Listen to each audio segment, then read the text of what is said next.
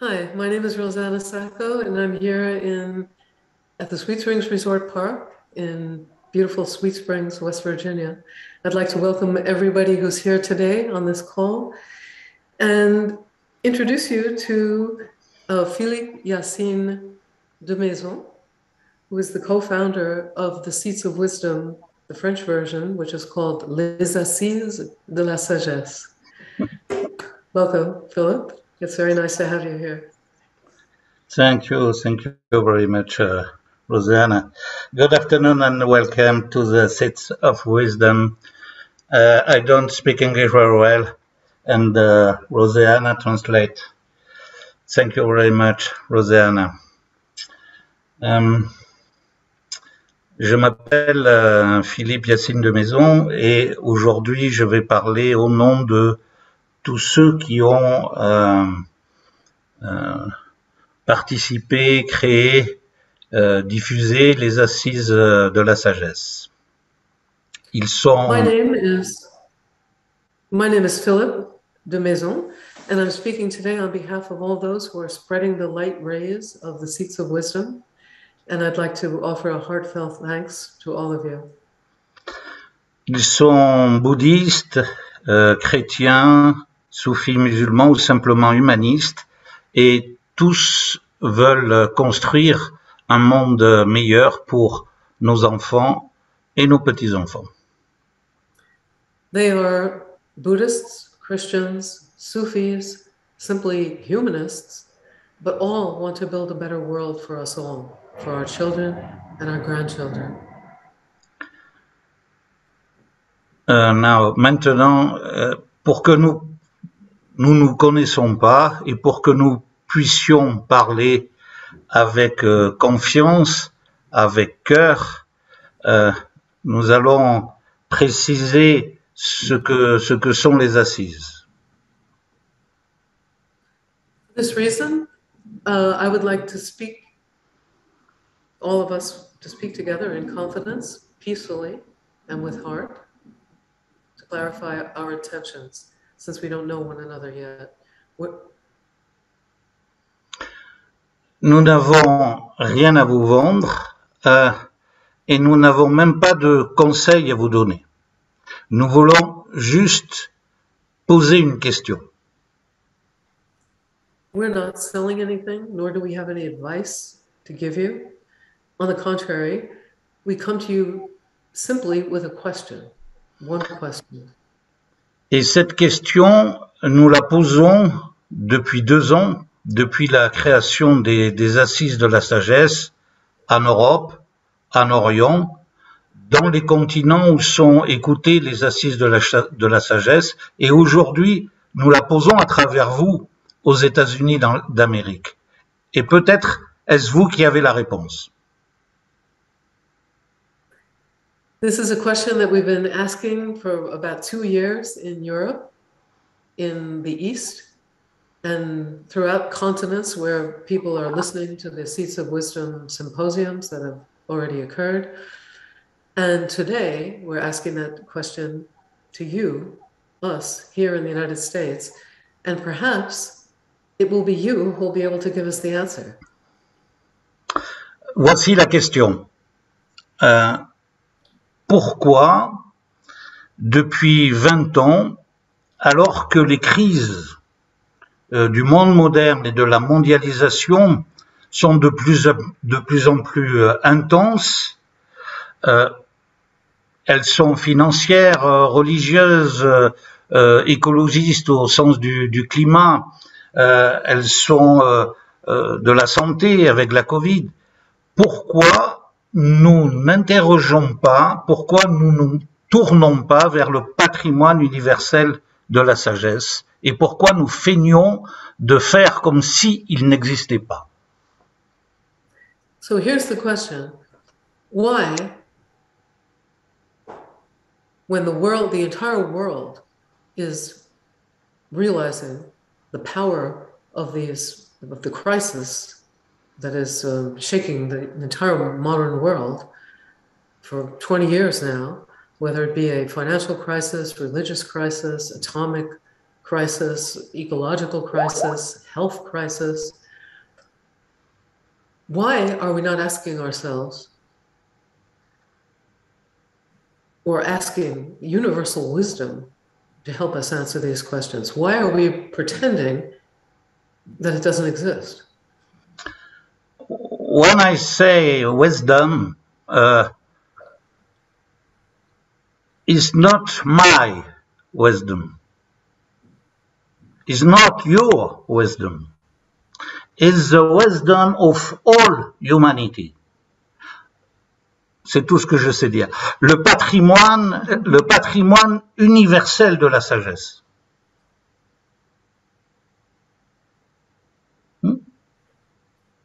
So, the legacy. Je vais continuer. C'est un patrimoine exceptionnel, universel dans sa diversité.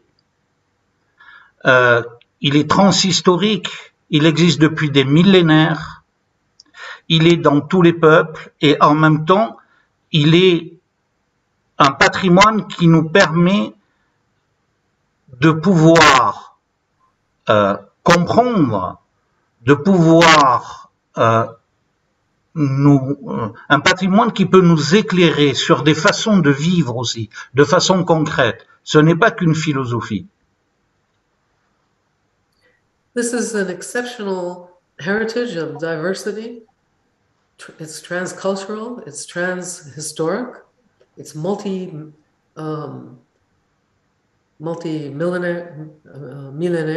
In other words, it's going across the millennium, but it's also a heritage of concrete experience, ways of living that work.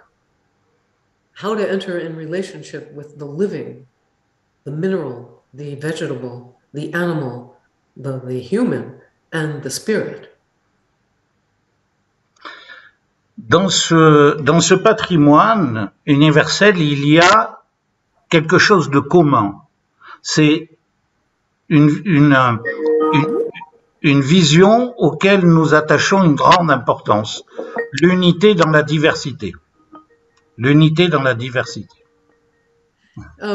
So this heritage is different according to the languages, the habits, the rituals, the rites, the ways of doing things, and yet it has a unique source. And we find the unity within all these different visions that are actually common. And it's the vision of unity in diversity, or unity through diversity. And it's at the heart of the work that we're doing at the Seats of Wisdom, les Assises de la Sagesse. And it belongs fully to the entire universal heritage of humanity, of wisdom. And that is what we're talking about here. Et ça c'est pas dans le texte, hein, c'est ce qui nous permet de pouvoir tous nous retrouver. It's what allows all of us to be able to get together and be able to work together. Et si vous permettez, je voudrais donner l'exemple ou la façon dont les maîtres soufis, sagesse à laquelle j'appartiens, nous disent cela en quelques phrases. So I would like to, in just a few sentences, share with you the way the Sufi masters talk about this. Ils disent que chaque être humain, le minéral, le végétal, chaque peuple sont une lettre de l'alphabet. They say that each human being, each living thing is like the letters of the alphabet. Et que si nous voulons écrire la vie, si nous voulons donner le plus grand sens et la plus grande richesse à la vie, Nous devons mélanger les lettres entre elles pour créer des mots. And if we want to give the life its most ample sense of expansion, we have to put the letters together. Et quand nous enlevons une lettre, quand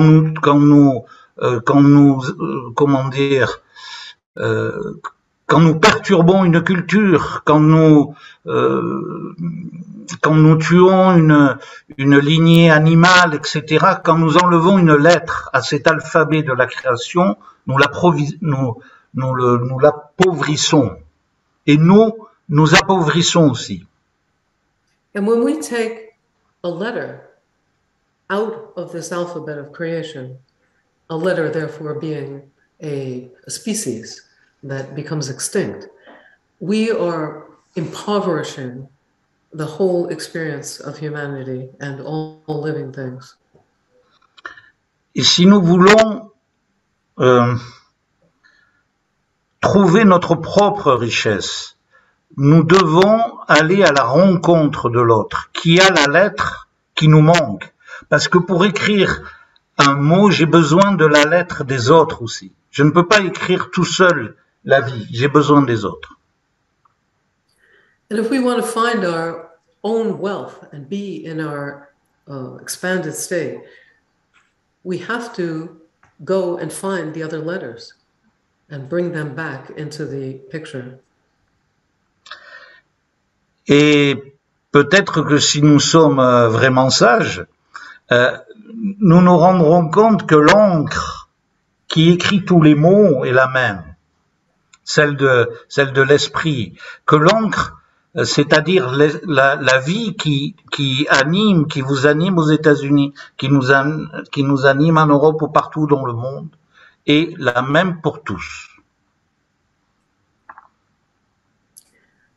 And if we were to realize that the ink that we are using to write the words is actually the same ink that flows through each one of us. Et que aujourd'hui,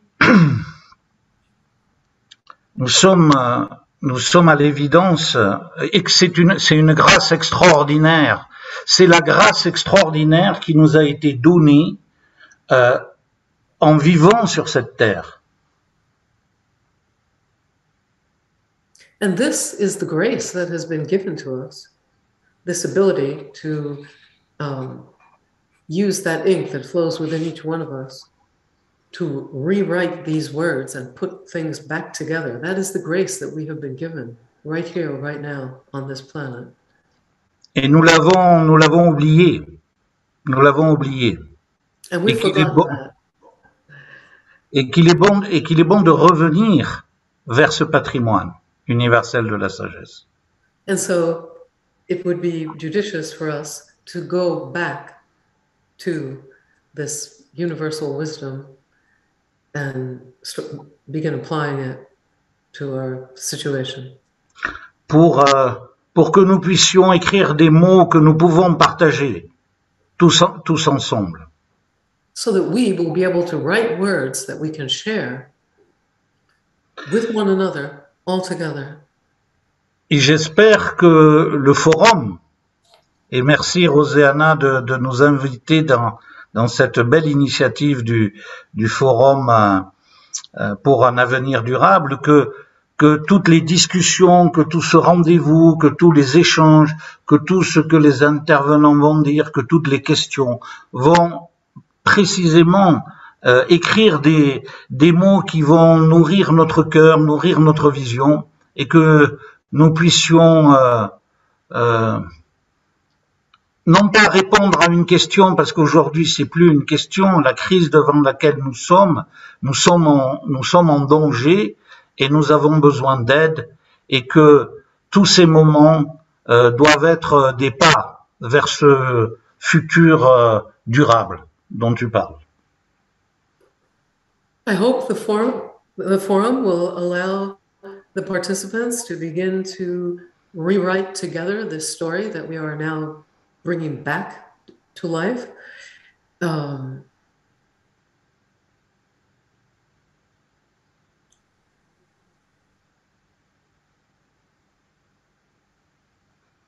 Et donc, merci. Thank you very much. And que tout se passe bien. Et merci encore Rosanna et à toute l'équipe. Et je suis vraiment très heureux et très touché. Je vous vois et de vous rencontrer. Et je vous le dis au nom de tous qui œuvrent depuis 2 ans, tous nos amis, des Assises de la Sagesse. And thank you, everybody, for this opportunity to open up this session of the Seats of Wisdom. So I would like to welcome people that are on Zoom to this 5th annual Sustainable Future Forum being held at the Sweet Springs Resort Park. It's open to the public free of charge and has been for the past 5 years. And this year's program proposes 7 days and 7 ways to focus on a most important question. What world do we want to live in and leave to future generations? That's another way of saying a similar thing that Philip has said. As humanity stands here at a seminal crossroads, where every decision we make has a crucial impact on the direction we take, either towards supporting life or towards stifling it. This year's forum is focused both on the urgency of taking action and the necessity for connecting to the stillness of mind that makes action timely, pertinent, and wise. Although the speakers' messages are specific to their particular areas of expertise, collectively, they speak with one voice, calling upon humanity to stand together beyond all differences to save our world. Within the forum, 2 days are devoted to the Seats of Wisdom. This is one of them. The Seats of Wisdom is an interfaith, intertraditional, and interdisciplinary symposium sponsored by les Assises de la Sagesse in France. The intent of the symposium is threefold. 1, to provide a serene space in which to shift focus from division to unity consciousness and to share the various avenues for achieving it. 2, to provide a platform for working together in synergy towards reviving ancient wisdom and exploring how it can guide humanity through these uncertain times. And 3, to pause at the intersection of sustainability and spirituality to explore answers to this most critical question: what world do we want to live in and leave to future generations? I'll take a moment to translate that into French.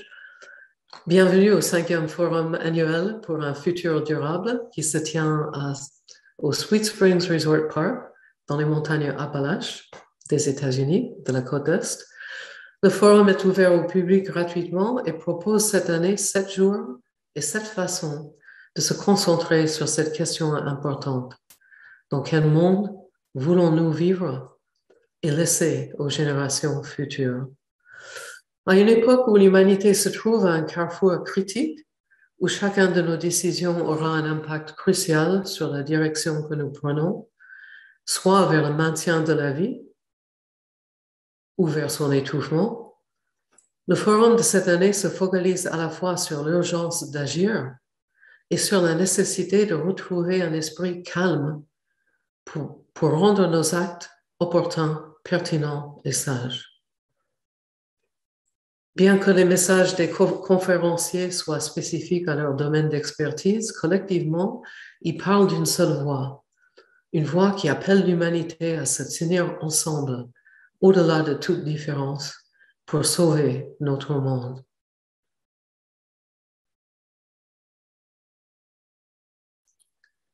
Ça peut même faire pleurer. Dans le cadre du forum, 2 jours sont consacrés aux Assises de la Sagesse, un symposium intertradition, interconfessionnel et interdisciplinaire parrainé par les Assises de la Sagesse en France. L'objectif du symposium est à 3 branches. Fournir un espace serein dans lequel on peut mettre la division derrière nous et passer à la conscience de l'unité en partageant les différentes voies pour y parvenir. 2, fournir une plateforme pour travailler ensemble en synergie vers la renaissance de la sagesse universelle et explorer comment elle peut guider l'humanité en ces temps incertains. Et 3, de s'arrêter à l'intersection de la durabilité et de la spiritualité pour explorer les réponses à cette question à la fois intime et critique. Dans quel monde voulons-nous vivre et laisser aux générations futures? Il y aura à la fin du symposium,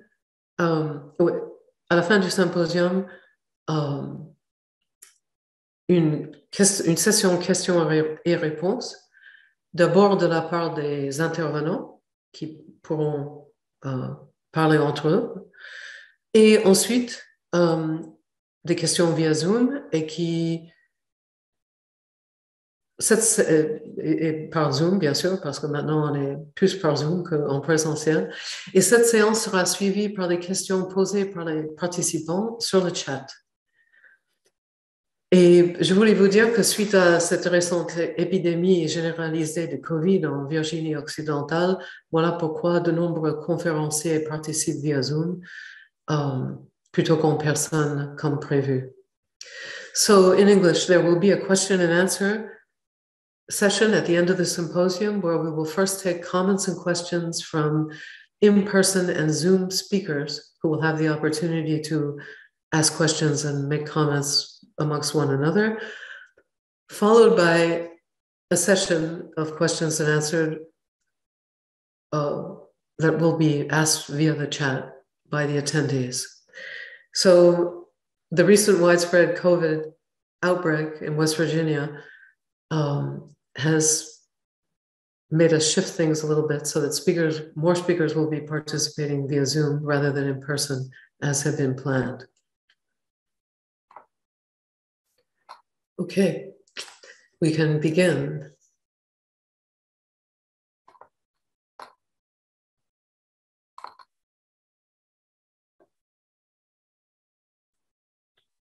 Okay, so the first person who will be participating is we're opening the session. It's Wisdom in Politics, Governance, and Wealth. The first person who will be speaking today is Fienie Rossouw, and the title of her presentation is Towards a New Governance Model Based on the Principles of Ubuntu. Ubuntu is part of the ancient traditions of Africa. Fienie is a political science and international politics graduate from the University of Pretoria in South Africa.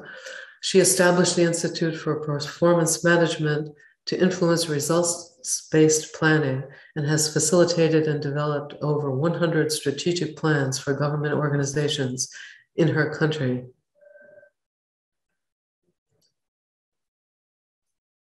Donc, notre première intervenante est Fienie Rossouw. Le titre de sa présentation vers un nouveau modèle de gouvernance basé sur les principes d'Ubuntu. Diplômée en sciences politiques de l'Université de Pretoria, en Afrique du Sud, Fienie a établi l'Institut pour la gestion de la performance et a élaboré plus de 100 plans stratégiques pour les organismes gouvernementaux dans son pays. Voilà, on peut accueillir chaleureusement Fienie Rossouw via son lien vidéo. Good afternoon. My name is Fienie. Some call me Garfina. I have an African name, Mutau. And I want to say thank you for this opportunity, as I believe we're all on the same path in creating a sustainable future for ourselves. My theme is to talk to you towards a new governance model based on the principles of Ubuntu. Being an African or having a heritage here in Africa makes it easier to share the principles from the knowing, from the understanding of who and what Africanism is. So my theme will then focus on an introduction, how Ubuntu is grounded in terms of theory, what is Ubuntu, and then the relationship between consciousness and oneness into the conclusion for a possible new governance model. I want to start off that I'm sure we share the same understanding that we have this paradoxical development where we see parallel systems. We see an elite starting to decide for a whole system that is not organized through government. We're impacted by this elite, but it's almost the untouchable. You don't know how to touch it. You do not know how to give input into it. It's a decision-making system that takes decisions on your behalf. We also see a business subsystem that dominates now and interferes with other sectors. It is interfering with the way that we live. It interferes with government, with civil society, and with the whole system through especially the internet and social media. So it's almost that we are disengaged. We do not know with whom to engage. We do not know who the stakeholders are. And this goes against the grain of Ubuntu. So we need to find and explore knowing what we know.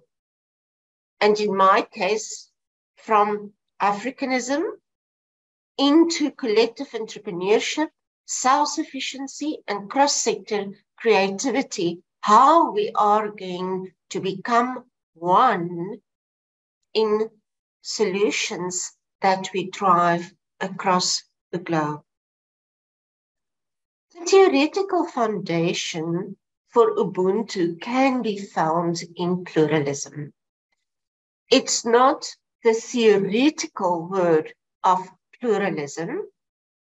It is the practical implication, day-to-day living of pluralism. It is the in-depth understanding of how to manage diversity within oneness.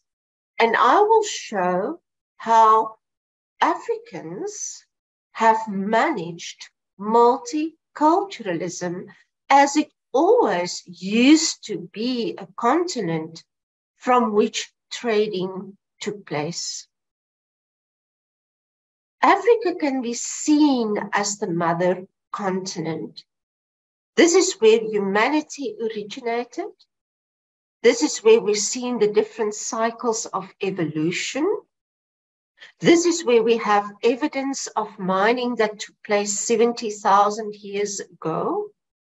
And still Africa manages diversity from within, understanding the principle of oneness. So what is Ubuntu? Ubuntu historically refers to the fundamental principle of oneness and consciousness. It refers to the understanding of self within the context of others. If self is grounded, it centers out in community, into society, into Africa, and then ultimately globally. I'm sure all are familiar with Desmond Tutu. But he brought it forward again. He's saying we have got this thing called Ubuntu. And it's part of this gift that Africa will give to the rest of the world. It embraces hospitality and it cares for others. It understands servant leadership. And it understands it cannot be ahead of everybody else. So you are bound with yourself and another person. It becomes holistically you. So Ubuntu refers to the fundamental idea of universal humanity. It is the opposite of what Descartes said of I think, therefore I am. And therefore we see the opposites. And this has played off in Africa because we've got the Western view that can be summarized as individualism as opposed to communalism. We find in Africa compassion and cooperation versus competition. We find spirituality versus materialism. We find warm humanism versus cold rationalism.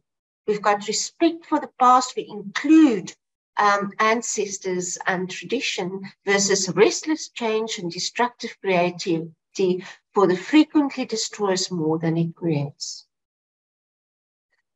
There is a need these days, again, for collaborative, communal decision-making based on the principle that everyone being heard. And that is fundamental in Africans.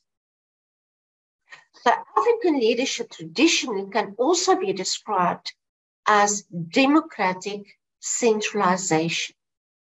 Democratic centralization means that you have different parties, you do have different cultures, but all can brought their views via their groups to the indaba, to the discussion point that all view will make up the decision going forward. African leadership rejects individual activity. If one is in Africa, being an African,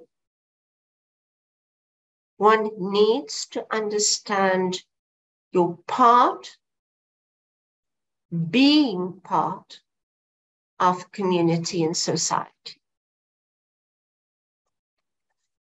So consequently, in the past, because of colonialism, we have seen a tendency towards individualistic behavior. But Africa's reputation then was tarnished because it started to culminate into authoritarianism.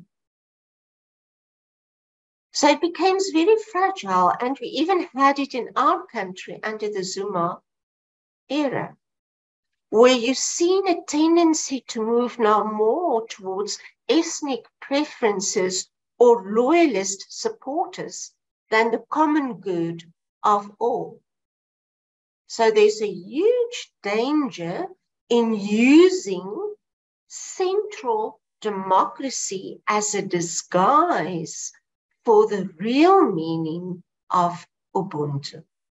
This is not based on the Ubuntu principles. So we can place then Ubuntu traditionally within four major theoretical assumptions about human beings. The first one is the collective conceptualization. The second one is the spiritual nature of human beings. The third one is the effective approach to knowledge. And the fourth one is the interconnectedness of all beings in the universe. These are the principles of Ubuntu. So Ubuntu is rooted then in the core cultural characteristics of African society. Culture matters in the orientation of centeredness.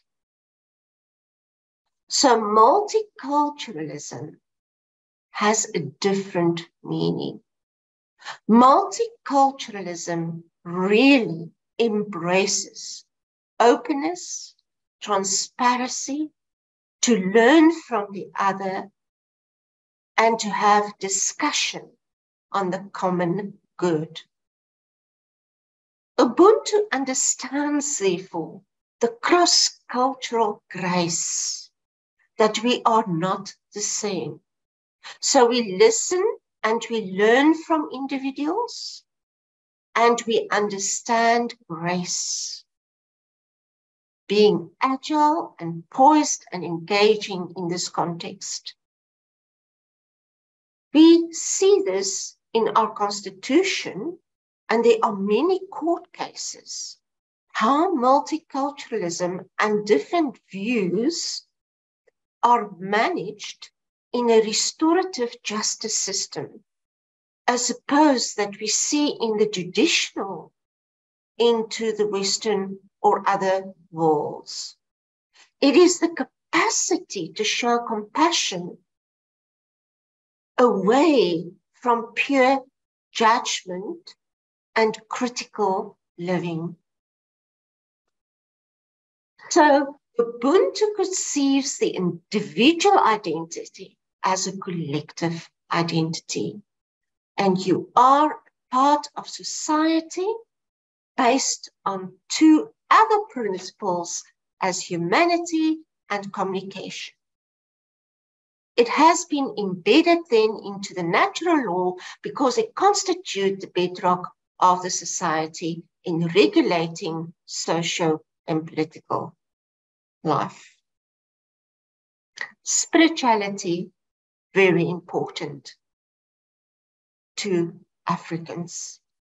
Spiritually relates to the African belief in the effective approach that includes intuition, emotion, and reason. It entails knowing self. You need to know self. You need to embrace self and how energy and resonance vibrate and impact another in coexistence, and how the impact can be sustained even within a disruptive system. So it's the true knowledge of self through nature and spirit that gives African heritage and energy its name. Therefore, knowing self should be beneficial to the community, South Africa and global. Spiritual is as real as the material component is real in the Western world.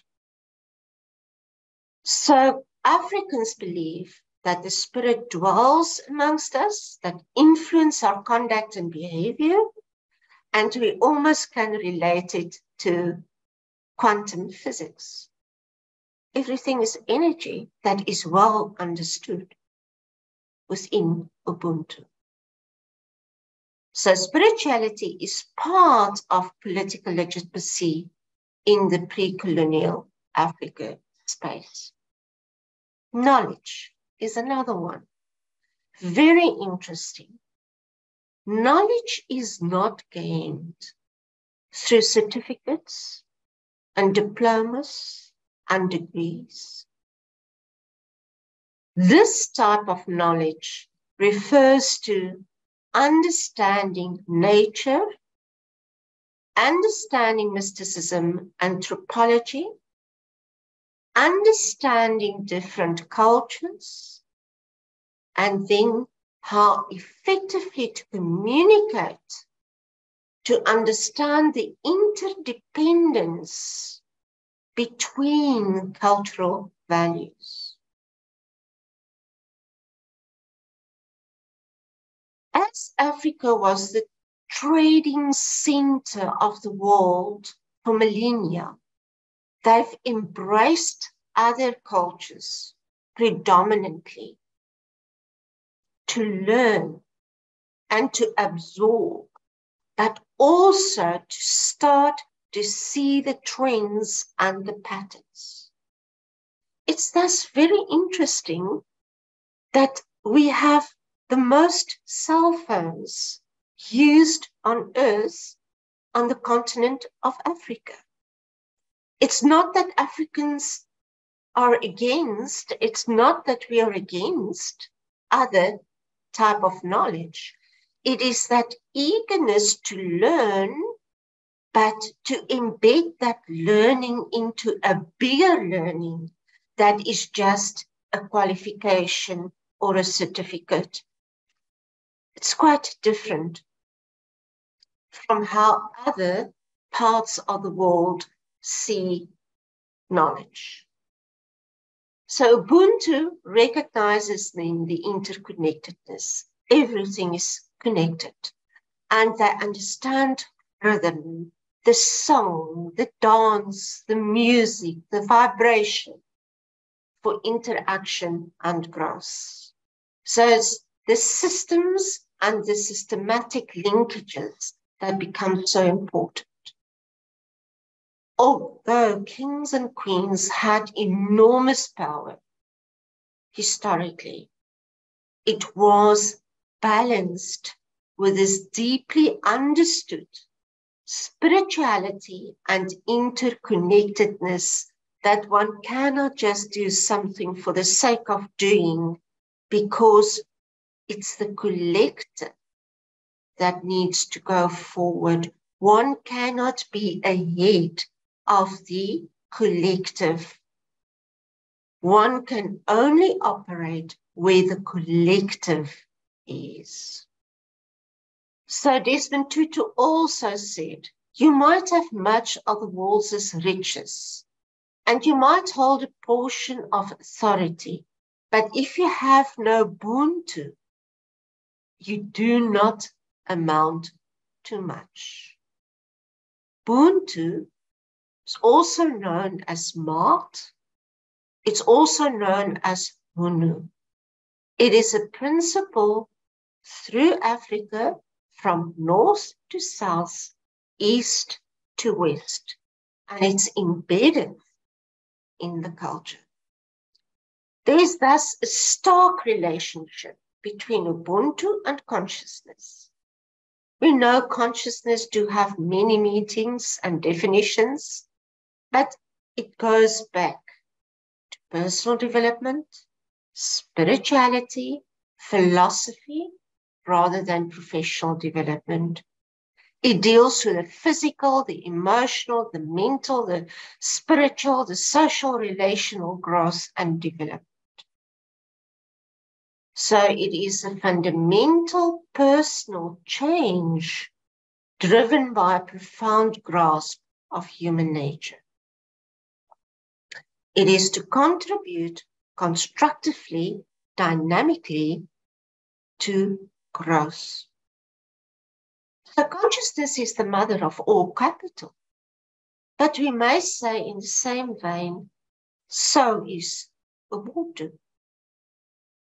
It's putting the vision, the virtue first, and to act with integrity, holding everybody to the highest standards to earn the trust of those they lead and serve.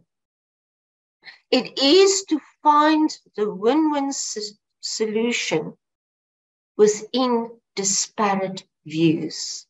And that is an art in itself. That is how you create the value when you start to nurture this free energy to evolve the team, the business, the organization, the government system. This all relates to oneness. The 21st century allows us now to see how systems, rather than individual components and participants, are interconnected. So numerous fields are now starting to talk about network, behavior, connections, context, and the entirety of life. We see webs of interconnections, and we see the philosophy of dignity, respect, and true bottom-up collaboration, not authoritarian direction, but bottom-up into creativity, into the law of one. Oneness allows for greater participatory involvement of everyone because everyone feels free to participate. So formal authority in this governance system does not matter because it is self-governed, and it is to develop the outcomes and the achievements and to create the inspiration that the energy can flow. So the outcomes of decisions become important. And we can see that the focus is on the strengths of the individuals to harnessing this collective development, to be solution-driven, and indeed, oneness within the law of one, with the meaning of consciousness through the origin of Ubuntu, can surely give us the new paradigm and governance model that can work in the political, economic, spiritual, social, technological governance system. In conclusion, the challenges of the world cannot be solved by the same thinking. And maybe Desmond Tutu was right. Africans will show the rest of the world how to govern. And that the exact trajectory of violent power dominance needs to change. It needs to become something of the past. We cannot allow some elite group, some business subsection to take decisions over us, running parallel systems. We need to create back into our own human energy, creativity and wisdom. And as soon as we have our self-organizing systems established, then we can and have the capability to arrange itself into networks, interactions that improve capacity and governance. So the new governance mindset needs to include the Ubuntu context that embraces the collective conceptualization, the spiritual nature, the effective approach to knowledge, and the interconnectedness of all beings in the universe. Indeed, the sum is bigger than its parts. I want to make use of this opportunity to thank the organizers and say once again, thank you for the opportunity, and I wish you well with the conference, and I say good luck to all the speakers, and may this be the birth for more to come. I thank you. Thank you, Fienie. Our next speaker will be Stephen Smith, speaking to What If the People Were in Charge. Stephen is a co-founder of West Virginia Can't Wait, a movement to win a people's government in the Mountain State, the government where the people who work the hardest and carry the heaviest burdens are also the people who write the laws. We're going to hear more about how they run bottom-up campaigns, govern alongside working class elected officials, and support the West Virginians who are doing the work the government fails to do. Notre prochain intervenant, c'est Stephen Smith, et si le peuple était aux commandes. Stephen est cofondateur de West Virginia Can't Wait, un mouvement pour gagner un gouvernement populaire dans l'État des montagnes. Un gouvernement où les gens qui travaillent le plus dur et portent les fardeaux les plus lourds sont aussi les gens qui écrivent les lois. Let's give a nice welcome to Stephen Smith via Zoom. Thank you, Rosanna. Thanks, everyone. What a treat. I've been taking notes from our first two speakers, and it's a gift in a moment of local and international crisis like the one we're going through right now, to have the space to think and share and expand our minds. So, Rosanna, thanks for organizing us.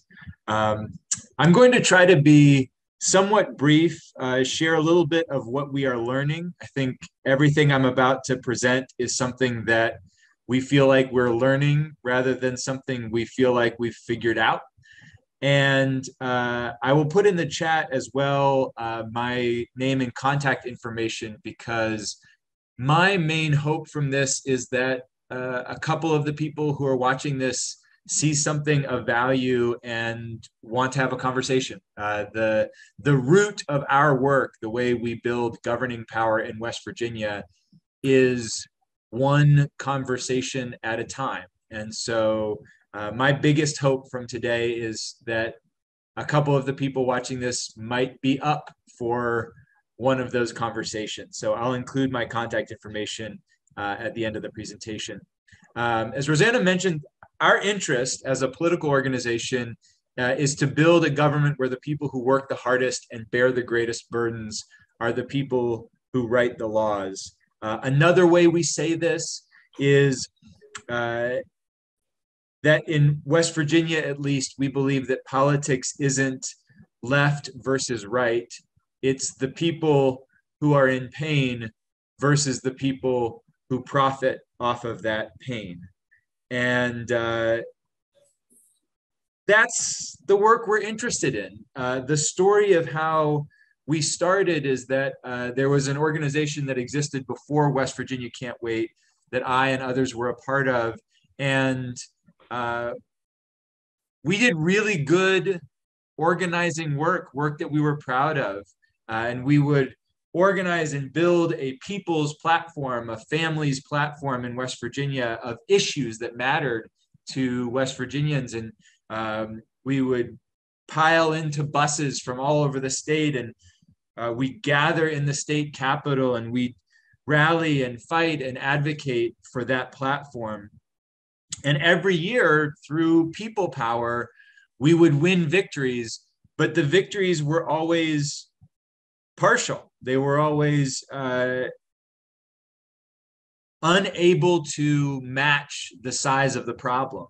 And we noticed year in, year out, sending 700, 800, 900 people to the state capitol, mostly women, mostly working class people, that the people we were bringing to the state capitol were 10 times smarter and more compassionate and more courageous than the small number of lobbyists and corporate CEOs who actually ran our government. And it gave us this question, the question that drives our work, which is, what would it look like if we had a government where the folks who are used to being on the wrong end of the government instead were the ones making the laws? In other words, what if our job was not to try and persuade those in power? What if our job were to replace them? Out of that, we built the West Virginia Can't Wait movement. We said, we started in 2019. We said, you know, what if we can find 15 or 20 people to run for office in this way, in a way that we rejected corporate contributions and we were unapologetically pro-labor, and we ran on the issues that mattered to people rather than the issues that mattered to rich donors. We said, what if we could find 15 or 20 people to run for office in this different kind of way? And instead of 15 or 20, we had 101. And this is a photo of many of those 101 people who ran for office in 2020. And it gave us a start, a burst, a spark. And of those 101, 51 of those people won primary races. And now, a couple years later, there are 21 of those people currently serving in office in West Virginia. Some Democrats, some Republicans, some not belonging to either political party, but all of them more committed to the people of West Virginia than either party establishment or to the wealthy donors that have owned and operated our government for 150 years.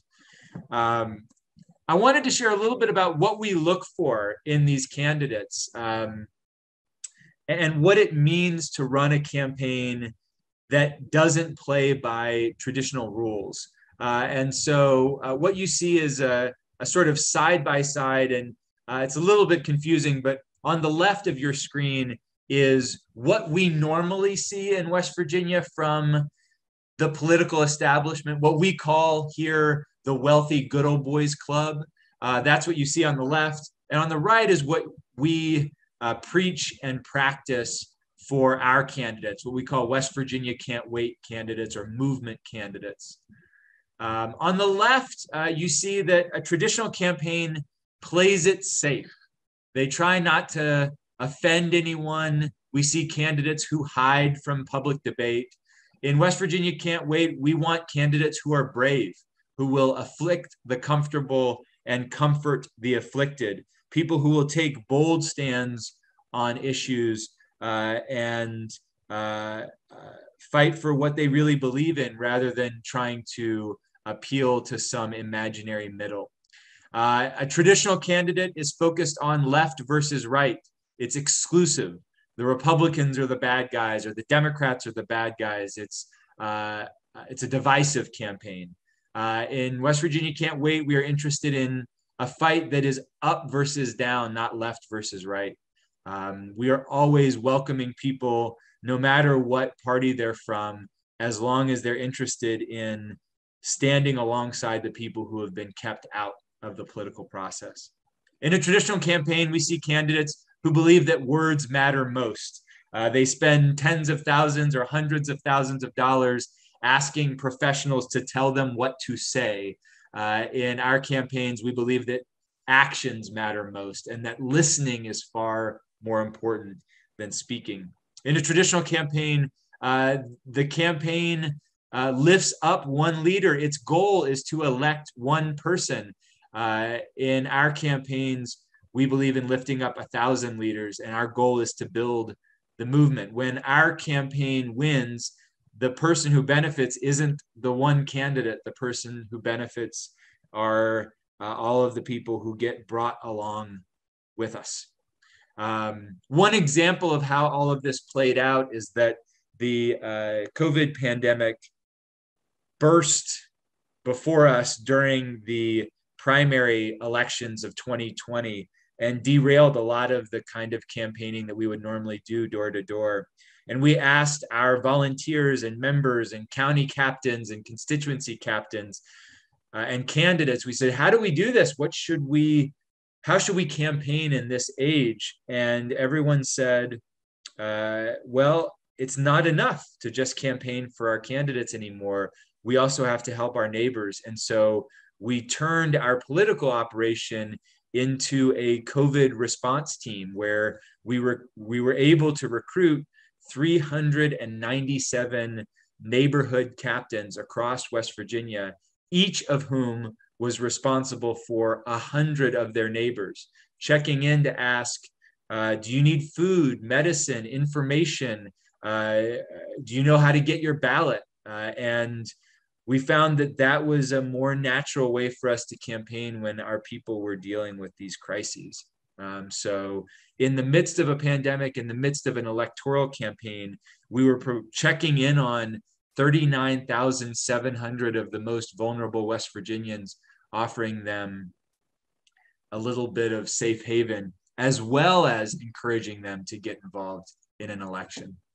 Fast forward a couple of years, obviously, if you follow the thread, it's not enough just to elect people to office. So it wasn't enough to find those candidates and get them into office. They then had to govern. And so we now do three things instead of one. The first thing we still do is we recruit, train, and run the campaigns of candidates for office. So in 2022, each one of those little insignias is one of our 59 candidates that we're running across West Virginia, all of whom reject corporate donations, all of whom are pro-labor, all of whom have signed on to a platform that was literally written by West Virginians at 191 town halls across the state in a pure bottom-up process. But those candidates aren't enough. And so in addition to those candidates, the check marks are those 20, now 21 elected officials that I mentioned, where on a day-to-day basis, we're providing policy support, communications, connections to their constituents. We help them run campaigns. If they are approached by white supremacists or other violent elements, we provide personal security. We provide access to mental health services to those who need it. That it is incredibly hard to be a working class person in government in West Virginia, where everyone around you is bought and paid for by the highest bidder. So we wrap our arms around these elected officials so that they have the community of support to govern bravely. And then finally, we go out and look for the people who are doing the work that government has failed to do, which is a long tradition in West Virginia of people stepping in where government fails. And we think it's absolutely crucial. When all is said and done, we may never win state power in West Virginia. Arguably, it's never happened in American history where a true people's government, a true populist government, has captured state power. So we may never reach the top of that mountain, but we have to then be ready to govern as best we can without formal governing power. And we do that by linking up with the people who are already filling in where the government has failed. So that's the other symbols you see on this map. 41 hometown heroes. These are mutual aid organizers and anti-hunger activists and harm reductionists and ex-offenders who are organizing in their communities and providing the services that the government doesn't provide. The 11 microphones represent citizen media outlets, independent media, the only Black-owned newspaper in the state, the only newspaper that publishes the words of houseless people, podcasts and Facebook Lives, and all of these voices that aren't captured by the mainstream media. We support, provide money and support to those folks. And then the organizer apprentices, the stars, are people and organizations who are building up a base of people who are not represented in government. And we provide a fiscal home, accounting and fundraising support for those organizations. So one of those stars is the state's only statewide harm reduction organization. Another one is an organization of teachers and educators who organized the strikes in 2018 and 2019. Another one of those stars is a regional organization of farmers and farm workers who are trying to improve our food supply in West Virginia. So that is who we are, and it's what we do. All of what I'm describing is an experiment. Raising and sustaining the money to do this work when we have powerful opponents on both sides of the aisle is a very difficult thing to do, or struggling with it on a daily basis. And there are enough of us who are fed up, and enough of us who are already having to rely on one another that we think if there were ever a chance to win something like a people's government in West Virginia now and this year and next year and the next 10 or 20 years is the time. And if we spend 10 or 20 or 30 years on a project this ambitious, even if we don't get all the way there, each win, each check mark, each heart, each microphone, each insignia is one step closer to a government and a society and a day-to-day world where the people who have the least are trusted to govern the most. So I am, again, honored to be a part of this gathering. I'm going to end the share on my screen and share my email and cell phone number in the chat. I may not be able to join you for the full Q&A, but let this be an invitation to everyone who's listening that I would be thrilled to schedule a phone call one-on-one and share any more of what we might be able to offer, but also hear more about what you're working on as well. Thanks again.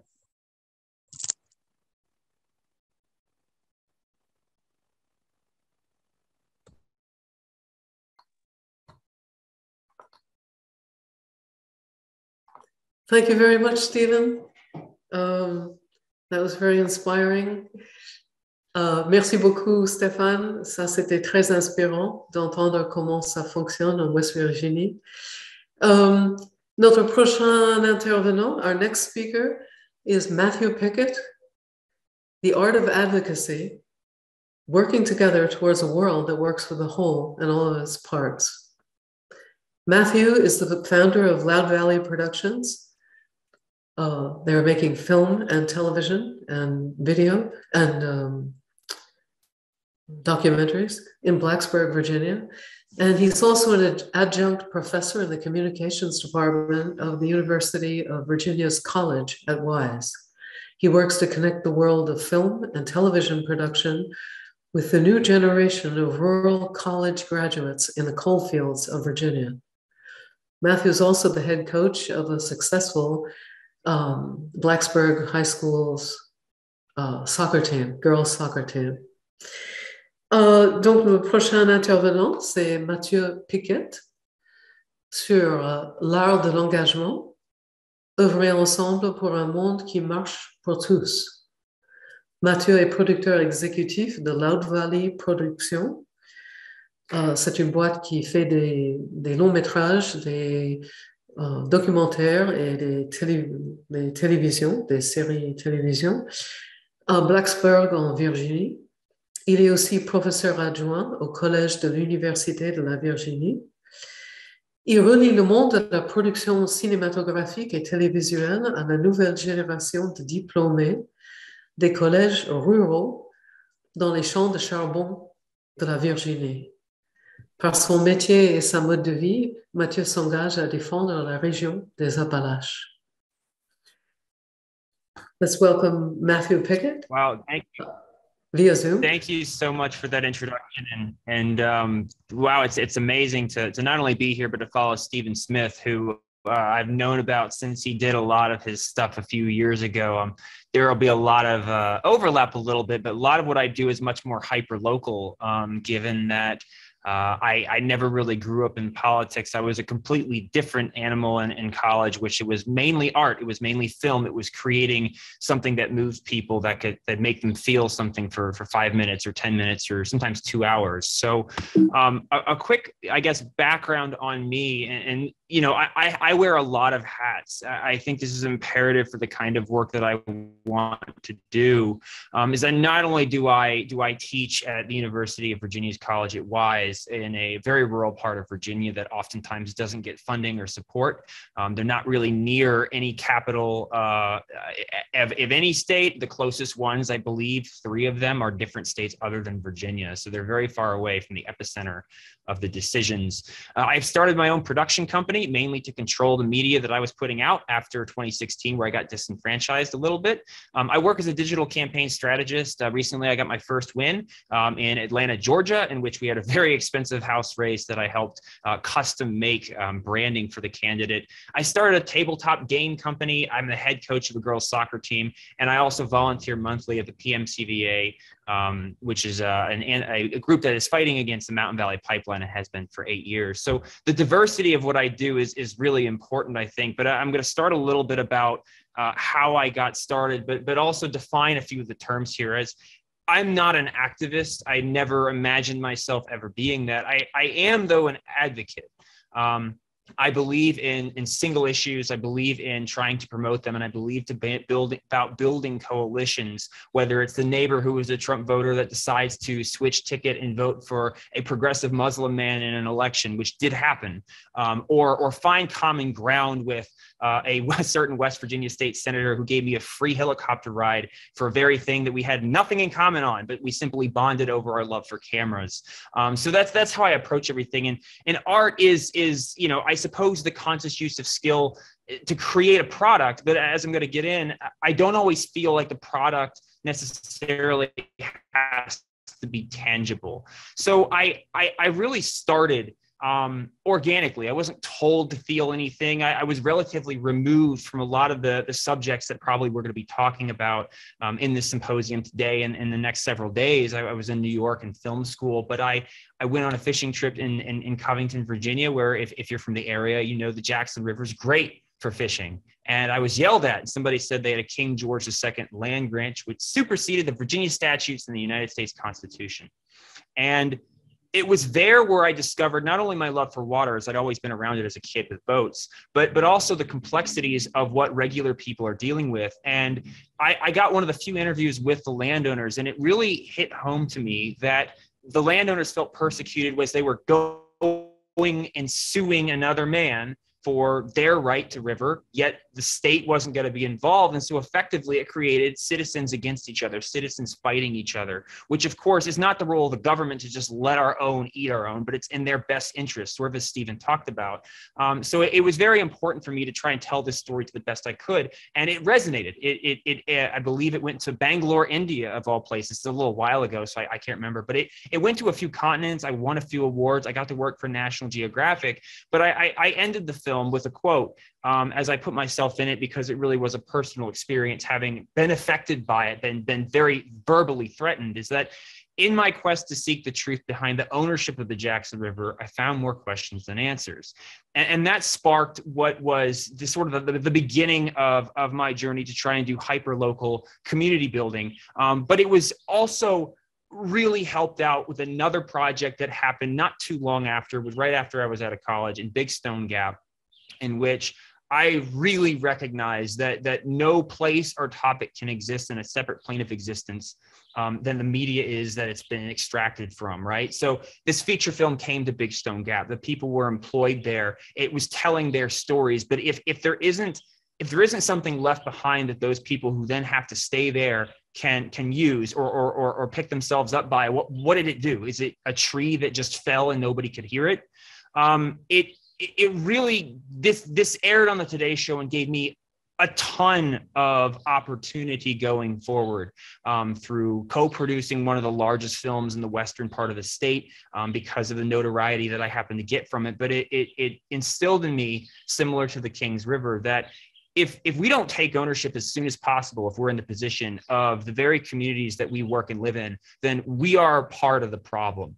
And so this was the direct link for me to go to University of Virginia's College at Wise, in the very same county that this was shot in, and say, this opportunity came and left, and I don't know who else is there, but I know that I want to be here. So I want to teach this class. I want to bring in these industry professionals from Los Angeles, from wherever it was, using my own connection, and try and connect these students up so that they can be storytellers, but most importantly, Appalachian storytellers from rural communities that oftentimes their viewpoints go overlooked, their fears and frustrations aren't accurately represented. And this was the way that I felt that I could do it. But it was only because of these projects that I got so very much from. This went on to co-producing As I said, one of the larger films in the western part of Virginia, other than Dirty Dancing at the time. I don't believe there was one bigger. And then ending here in West Virginia, in the county just north of us, north of Sweet Springs, for What the Night Can Do before the West Virginia Film Office collapsed. And every time I was a fixer, I was the person in Virginia who was the local.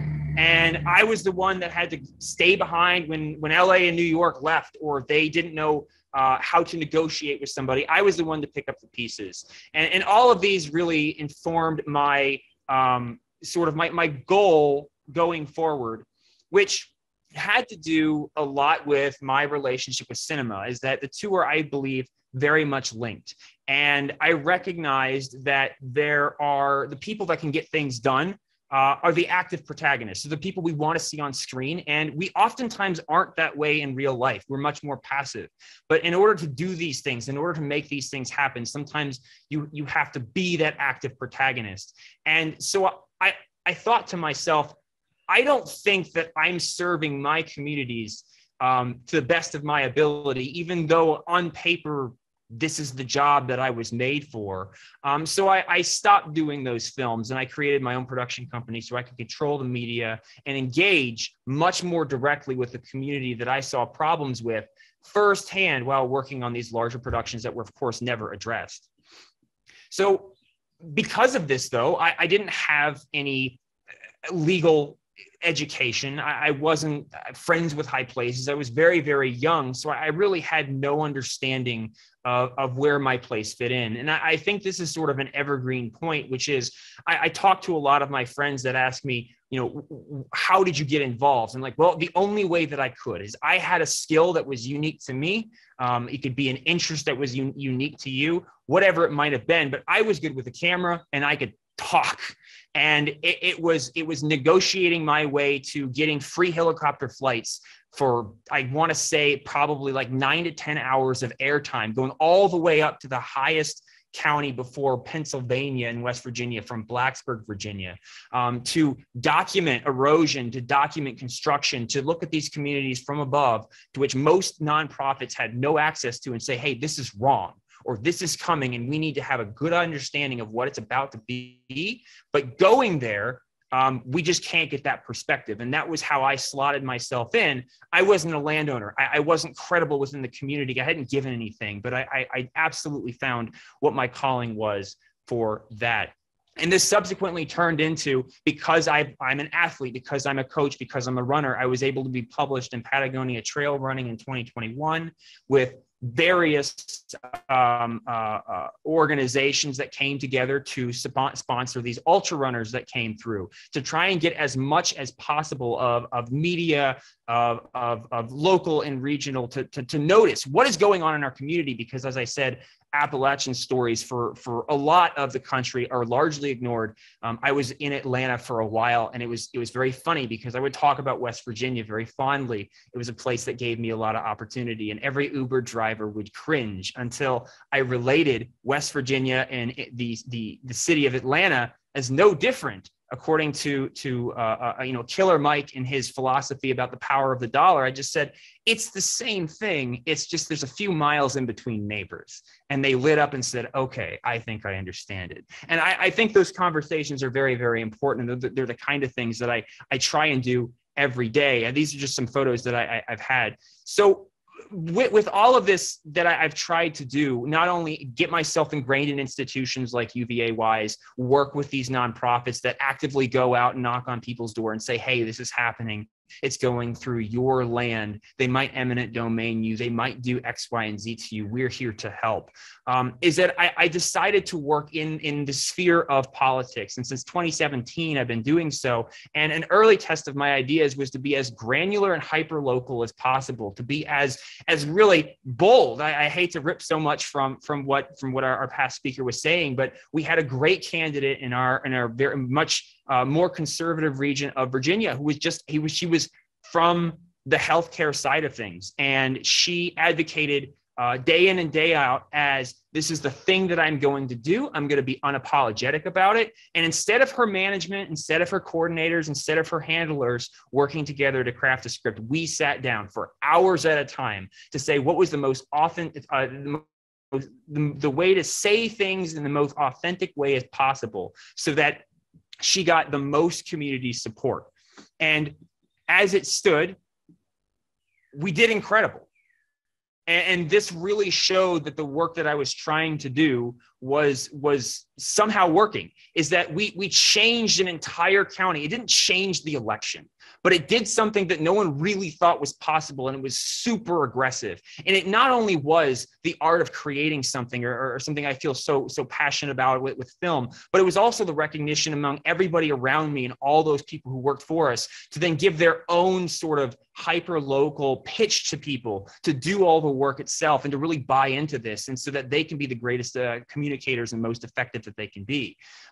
So this was a great moment for me, but I don't know if it was really worth it at the time. I knew that we saw success in areas that maybe no one statistically thought was possible. But in this sort of winner take all, where there's only maybe 1 or 2 decision points for the public to make in a year, or maybe even 2 years, was it really worth it?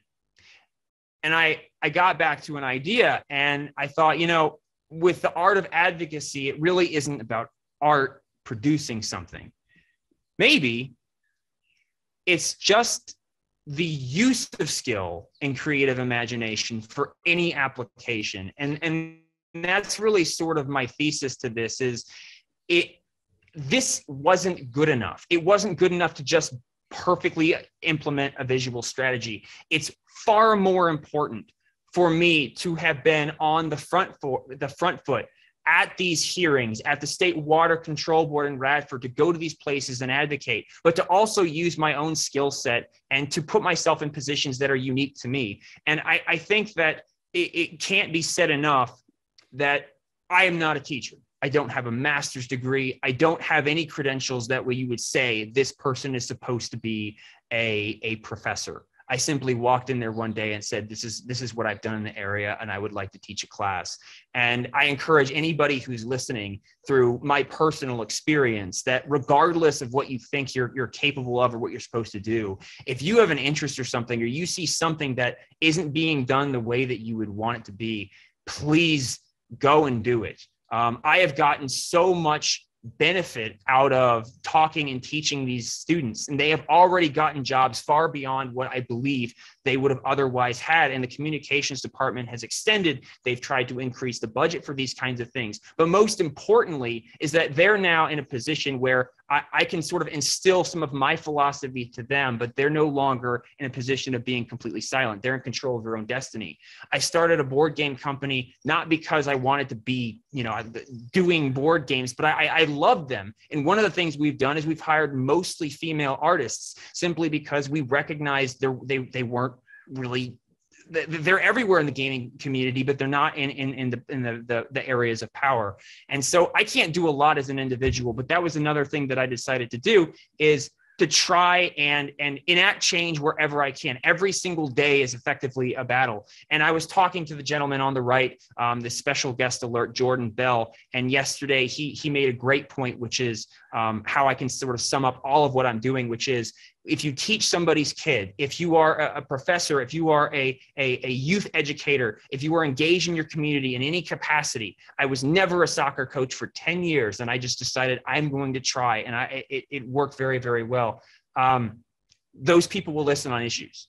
They might get entrenched in politics, but they will listen to you, and they will consider your point of view to try and build those relationships and advocate for those things that your community so desperately needs, whether it's an equitable future, whether it's funding, or any number of things. So I kind of leave it as sort of, the forward facing, which is, I can only speak to my experience. I am not some type of philosopher. There's a lot that I don't understand, as I am still very young. But what I do know is that I have become engaged in ways that I never thought that I was capable of, in jobs that I never associated me being good at. And it has only worked to increasing the people around me who are willing to sort of go to bat with me on issues and ideas that I truly care about. And I encourage, in whatever hobbies that anybody has, whatever passions you have that maybe are these vectors to get you into these systems, whether it's colleges, whether it's organizations, whether it's local politics, or whether it's things like this to share ideas. That has been the biggest, fastest way I got people to change their ideas and come together as a small community with things that I think we both held very important. So with that, that's mostly what I had to say.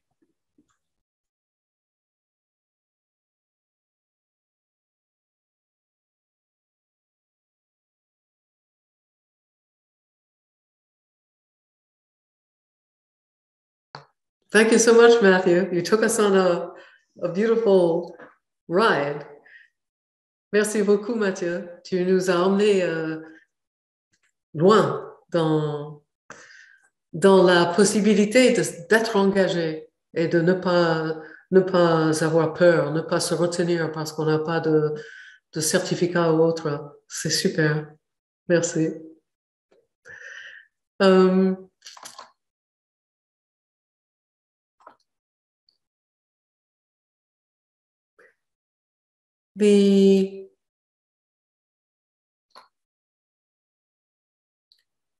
The next person is Alan Johnson. Just make sure that, yeah, okay. Alan Johnson, taking a critical and prophetic stance for justice toward the land and its inhabitants. Alan is a co-founder of Christians for the Mountains, a non-denominational Christian advocacy and outreach ministry affiliated with the World Stewardship Institute. That's an international organization dedicated to cooperative problem solving, which links business, science, and faith communities through environmental stewardship. Alan Johnson est notre prochain intervenant. Il va parler d'adopter une position critique et prophétique pour la justice envers la terre et ses habitants. Alan est cofondateur de Chrétiens pour les montagnes, un ministère chrétien d'engagement et de sensibilisation non confessionnelle, affilié au World Stewardship Institute, une organisation internationale dédiée à la résolution coopérative des problèmes, reliant des entreprises, la science et les communautés religieuses par le biais de l'intendance de l'environnement. Alan sera avec nous non pas en personne, comme il était prévu, mais par vidéo préenregistrée qu'on pourra lancer maintenant. It is a privilege to be a participant in this important dialogue. I'm recording this since I will be traveling away from home. So anyway, my name is Alan Johnson. My wife Deborah and I have lived in West Virginia since the early 1970s. God blessed us with 4 sons, now grown with their own families. We raise a portion of our own food. We enjoy the beauty of our locale, which is situated among a lot of public lands here in West Virginia. Before I start, I'll show you just a bit of where we live in West Virginia, U.S.A., Eastern United States. Less than 90 minutes from Sweet Springs. Our property is several acres, mostly wooded, with a pond, several gardens, a few outbuildings. And we basically, when we moved here and built our house, we started from scratch, cleared the land, and over the years have built up the soil, fertility in our gardens, and a wonderful place to live. We have a wonderful community to live around, nice neighbors, and by the way, we are in a narrow valley between 2 mountain ranges. During our careers, my wife and I both taught school, including homeschool with our children. I've worked in factories, construction, social work, healthcare administration, and library administration. I have an undergraduate degree in biology and a master's in theology. I was involved with the founding of the Evangelical Environmental Network that was back in the 1990s, and co-founder of Christians for the Mountains since 2005, and I coordinate that. I might mention that 2 of the most influential thinkers in my life were native French. Jacques Ellul, that's E-L-L-U, excuse me, and René Girard, G-I-R-A-R-D. Jacques Ellul and René Girard, I've just read so much of what they've written, and it's really been an influence in my life. I want to read the protocol of the National Religious Coalition of Creation Care because I think this will help us as we're in our interfaith dialogue in this kind of event. So this is how it goes. Religions typically hold positions, similar positions, on most issues of creation care. To ensure religious integrity amidst different beliefs, the National Religious Coalition on Creation Care has developed a protocol for interdenominational and interfaith work. It invites each participant to 1. Reflect the fullness of his or her religious beliefs, but also to respect the responsibility of every other participant to do the same. Where we come together is our common conclusions regarding the right conduct and care that is required for good stewardship of God's creation. So what basically this says is we become who we are. And I'm a Christian. I'm a convinced Christian. I'm going to be a Christian in this talk. Other people will have other beliefs, and they will exert their beliefs with integrity. And we will respect one another. And as far as our common good and cause of creation care.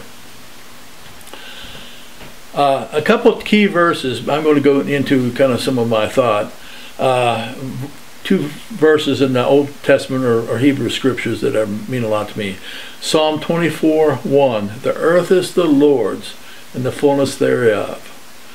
And basically, it says that God, in a sense, owns all that belongs to. I don't, maybe ownership isn't a good way, but it kind of puts the contrast between people who say, well, I own this piece of property or this land, it's a deed in the courthouse. Well, that's fine, but you have, it ultimately was created by God, and it is for God's purposes. And then in Genesis 22, verses 15 to 17, it basically says 2 things. It says, we are given, God gives us every green leaf, our food. I'm just going to paraphrase it. Gives us the substance for our life, food, fiber, places to live, for shelter. And then in return, we are to protect and till the land. I believe it also means nurture the land, protect it. We can enhance God's property, God's creation, I should say.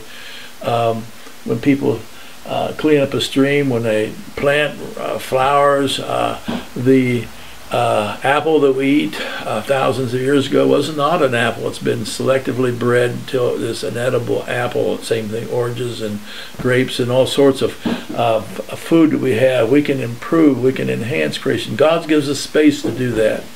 Of course, the sorry problem is that so often humans, instead of improving creation, nurturing it, caring for it, protecting it, we destroy it and desecrate it.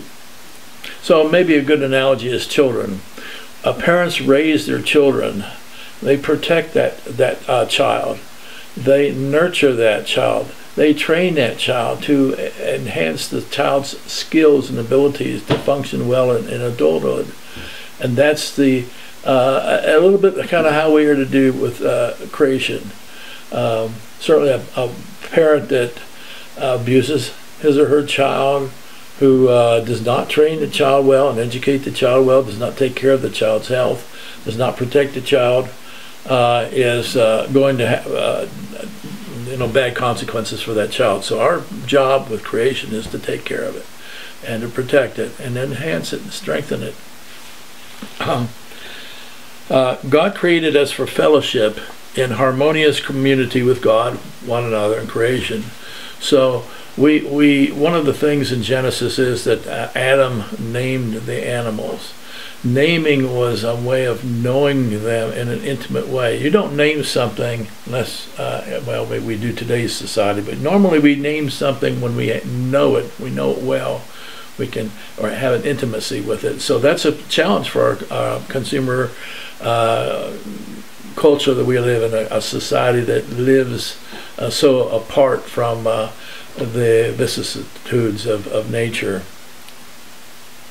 In no ways we can shield ourselves from nature by living in air-conditioned, heated homes, dry, warm or cool, electric power so we can go day and night with our lights and so forth. But there's an important part of our growing up and maturing as a people is to become intimate with nature. And that means when people go camping or hiking or canoeing in the outdoors, or raise plants or animals, we're becoming more intimate with nature, and I think we've become more holistic. I want to just say briefly some general principles that I believe we can have as an engagement as a Christian. Now, this might be a minority view, but this is how kind of I believe. And I feel it's important that whatever we do has integrity of the church or our faith. In my case, following the teachings and example of Jesus. That's primary. If I'm going to be a follower of Jesus, I need to follow him. Power is number two. Power is not coercive. We do not, as a follower of Jesus, we should not use power by forcing ourselves or forcing our beliefs or forcing ourselves upon people. We can persuade. In fact, the Bible book of Ephesians, this is in the New Testament, chapter 6, we do have a spiritual warfare of sorts. The weapons of engagement are truth, living a righteous, just life, peace, faith, favor of God, and the living Word of God. So that's how we engage society. Nonviolence is another principle. Nonviolence in action and deed toward opponents. That is loving the enemy. And we can certainly not indulge or capitulate to injustice, and so we can call that out. But we have to have somehow a ultimate respect for the dignity of that person that we might be disagreeing with. Another point, nonviolent direct action that points to the higher law of God over unjust social and government laws. So typically in a democracy, people vote for candidates, or they write letters to their lawmakers and regulators. But we also, sometimes we need to step out and make ourselves visible in direct helping a cause. But it needs to be nonviolent, and again, in attitude and in action. Here's another point. We seek to combat the roots of injustice. If we see an injustice, there's probably something behind that. Why are people being exploited? Well, maybe greed's behind that. Dominative power, lust, insecurity, hatred, resentment. These are all roots that we have to address sometimes before we can make progress on a more visible issue. And then here's another last point I want to mention. Working with people and groups to better public policy. We also work with groups who are in science. We want to understand science. We want to apply science, good science. Earth keeping, the people who are, whether it's organic farmers or whether it's people who are trying to develop clean energy. We want to help and support, encourage those efforts and be involved.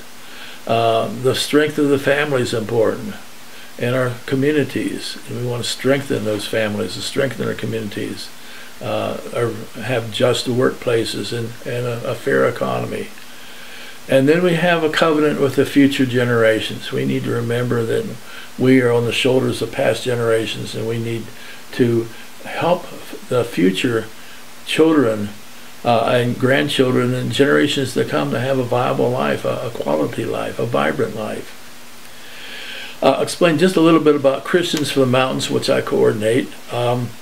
We've worked on central Appalachian issues such as mountaintop mining.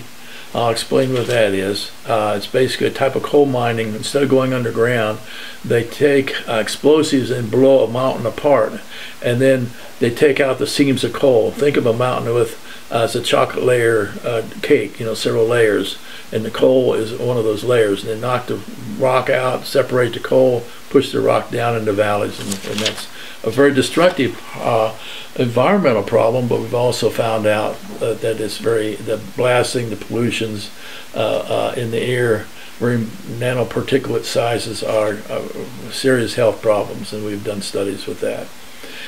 We also were working against the fracking and gas pipelines.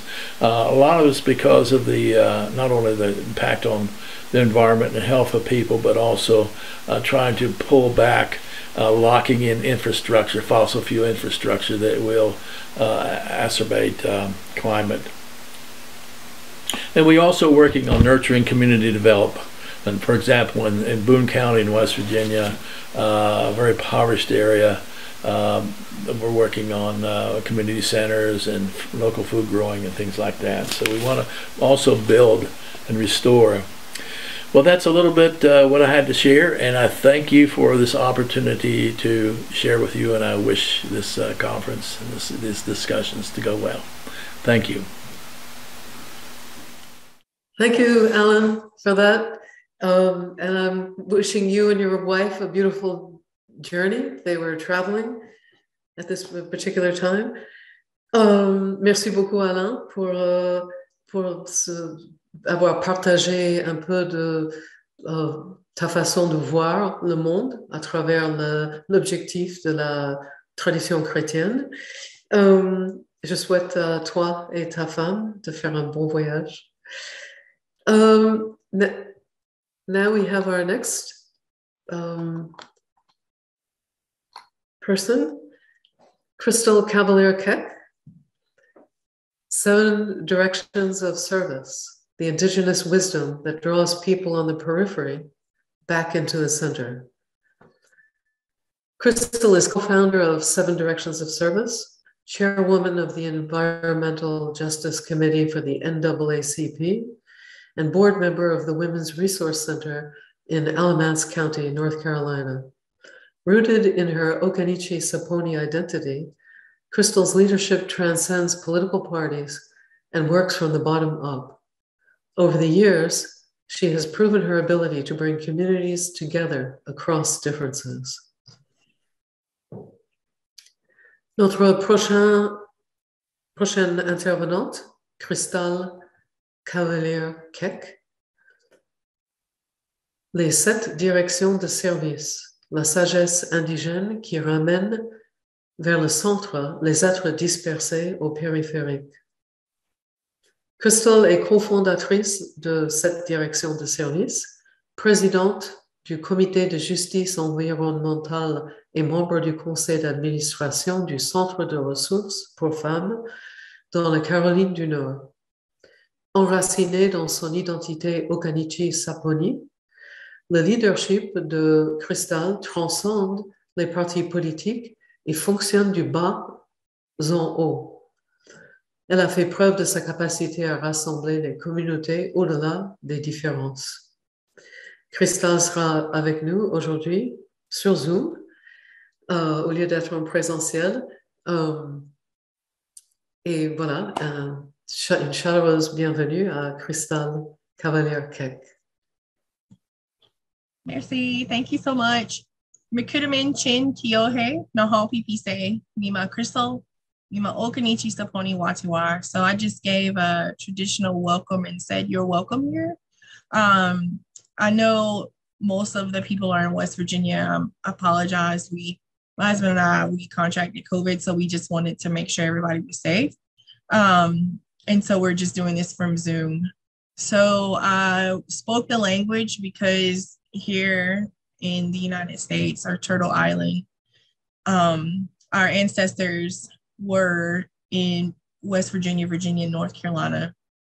And whenever we speak the language, the land remembers. And so I'll be talking to you today about traditional ecological knowledge and rematriation in environmental sustainability. So my husband, Jason, and I, we co-founded 7 Directions of Service. And we actually started that just as a cultural revitalization in our community. We wanted to give back to the youth in our community. We live in a very rural community. There was not many opportunities for things to do for our children or other youth. Then halfway through that process, this Mountain Valley Pipeline Southgate extension decided to come through, and Mathew mentioned that earlier about the main line. And so we were dealing with the Southgate portion. So my husband and I just started to just organize, like Stephen was talking about, but just here in North Carolina, to try to get people to understand about what the land means, how we can grow or get back to nature, how we can just get everybody back in the same community mindset, to where we can all work together in unison. And so I just wanted to give you a definition of what, let me move this out of the way, rematriation means. So whenever people hear rematriation, or you type that in, repatriation comes up. And so it's similar, which means literal returning of the land of your ancestry. But rematriation carries a deeper meaning of returning to a way of life, one that lives with reverence for nature. And on this entire journey, and we've only been fighting this for 4 years, about this pipeline and what land means to us, we have developed this program where we're leading this movement dedicated to helping return this sacredness to Mother Earth. And along with my husband, we're just go out into the communities. We go to different organizations. We've met different people along the way, Maury Johnson and Mathew Pickett and a whole bunch of other people along the way to help us spread the message that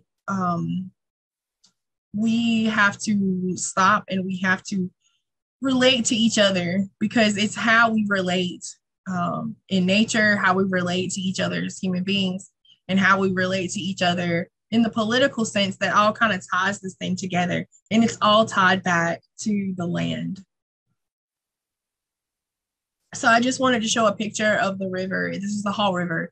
This is one of the sacred rivers that is dear to my tribe, but it was being threatened by the pipeline. And again, when we worry about or understand the sacredness of nature, the sacredness of life, the sacredness of water, water is the first gift that was gifted to us by the Creator. And we are all born in water. And a very wise elder kind of shared her knowledge with me, especially about water and the water walks. And if we can all learn how to care for the water, how we can learn to relate to the water, how we can learn to relate to each other, we can then start to care for ourselves. And once we can learn to love ourselves, we can learn to love our neighbors. And so that is the whole reason that my husband and I decided to create 7 Directions of Service. Now, a couple of pictures that I want to show you here is my ancestors were indigenous mound builders. So that means when they passed on, we buried ourselves, or we buried in mounds. And this is one of the mounds that one of the Mountain Valley Pipeline wanted to destroy.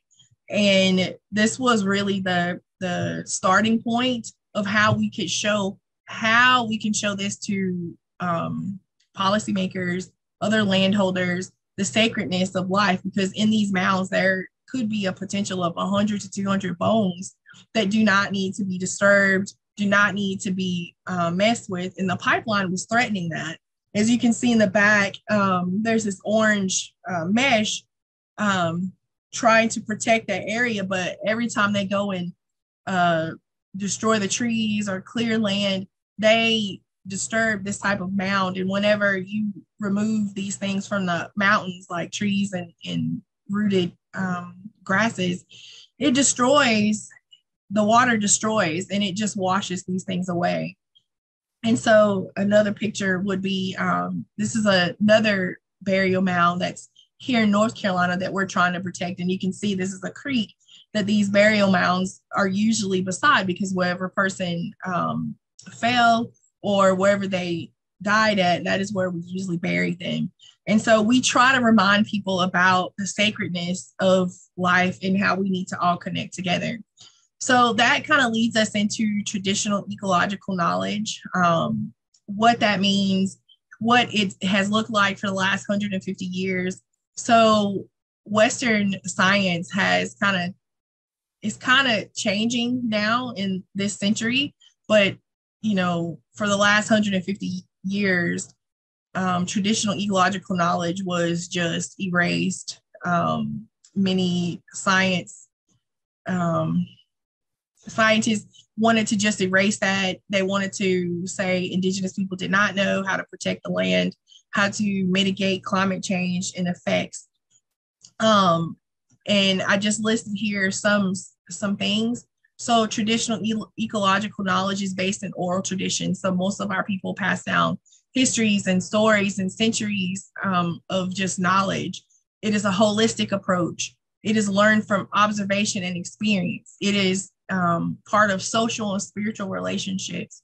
It's based on a cumulative collective experience, and it's mainly qualitative. The data generated by resource users, and it's long time within one centralized location. And whenever we would go to different tribal nations, we would bring those stories and we would share how our corn grew, how we integrated and applied daily living into these traditional practices.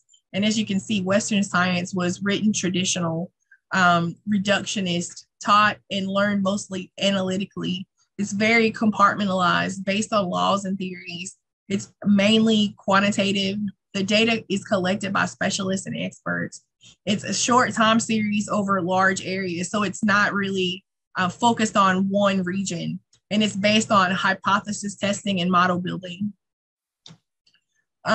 So whenever we look at these things, so I'll give you a story. One is about this climate change that we're experiencing now. So out on the West Coast, you see there's a lot of fires. There's a lot of drought that is happening. Here on the East Coast, we're also experiencing some drought. We don't have as many hurricanes as we used to. And a lot of these Indigenous elders, some of this knowledge is being lost because they're just simply dying out and we're not passing on these oral traditions.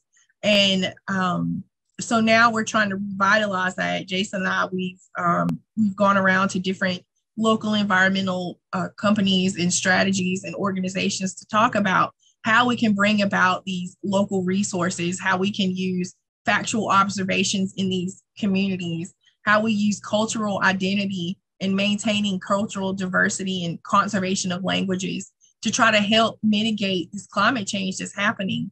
We have these improving human nature interactions, conservation of bioresources, community forest management goes along with ethics and values such as fire. What is that? Fire.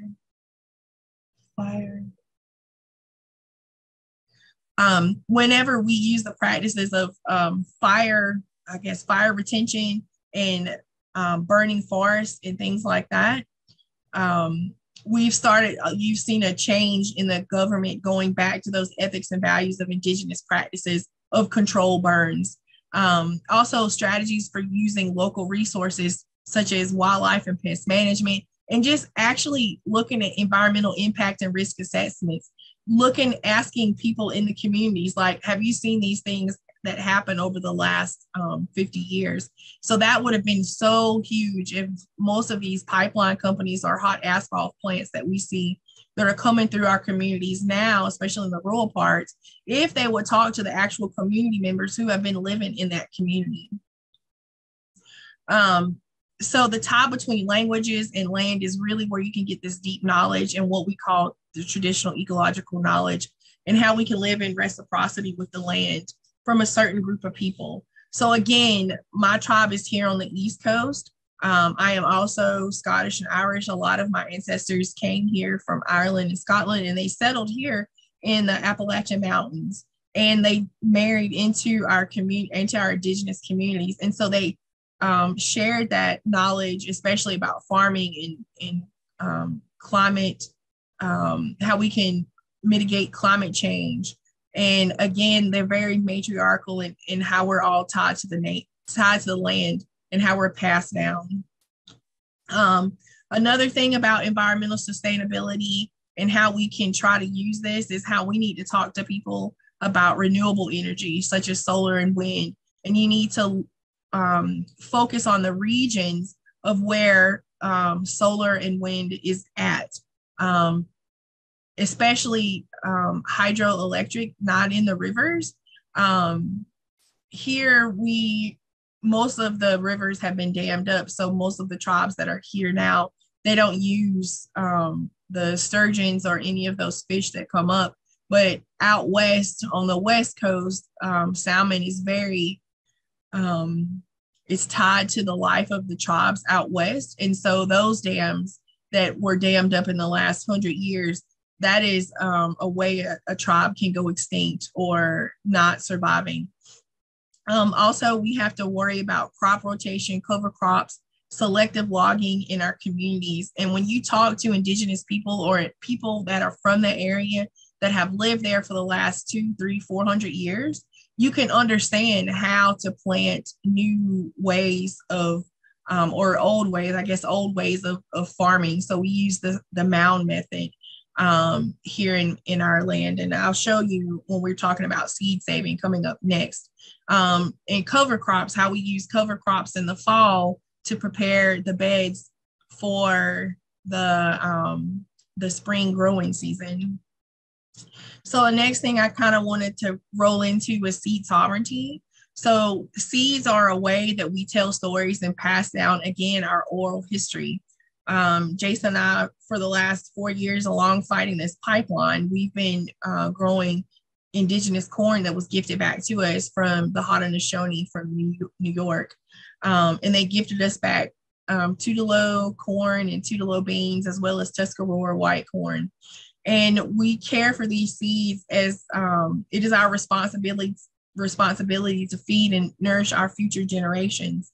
And so when we do these types of things, we're still letting the land know that we have this connection, and we have this shared responsibility, and we have to educate everybody in our communities that are living there now. And this is a picture of our Tutelo strawberry corn that has been grown for the last 400 or 500 years, and that is specific to my tribe in our community. And just trying to get people to understand that all of these things go in a circular nature. They all tie back to the land, and we really have to start working together. I will say that in fighting this pipeline this last 6 months, I decided to run for Congress because I wanted to be the change that we need, because we, like Stephen and Mathew were saying, we have to be able to develop leaders or to reflect what is happening in our community, or reflect what we want to see that's happening in our community. And although I did not win my race, I did raise awareness to what was happening, how we want to change the model of how we want to see elected leaders being more accountable to our people in the future, and not really taking all of these corporate buyouts, payouts, and things like that. And yeah, that is my short presentation. I just want to say thank you so much for letting us speak about this. And you guys can reach out to me or reach out to Jason at info@7 Directions of Service. Thank you.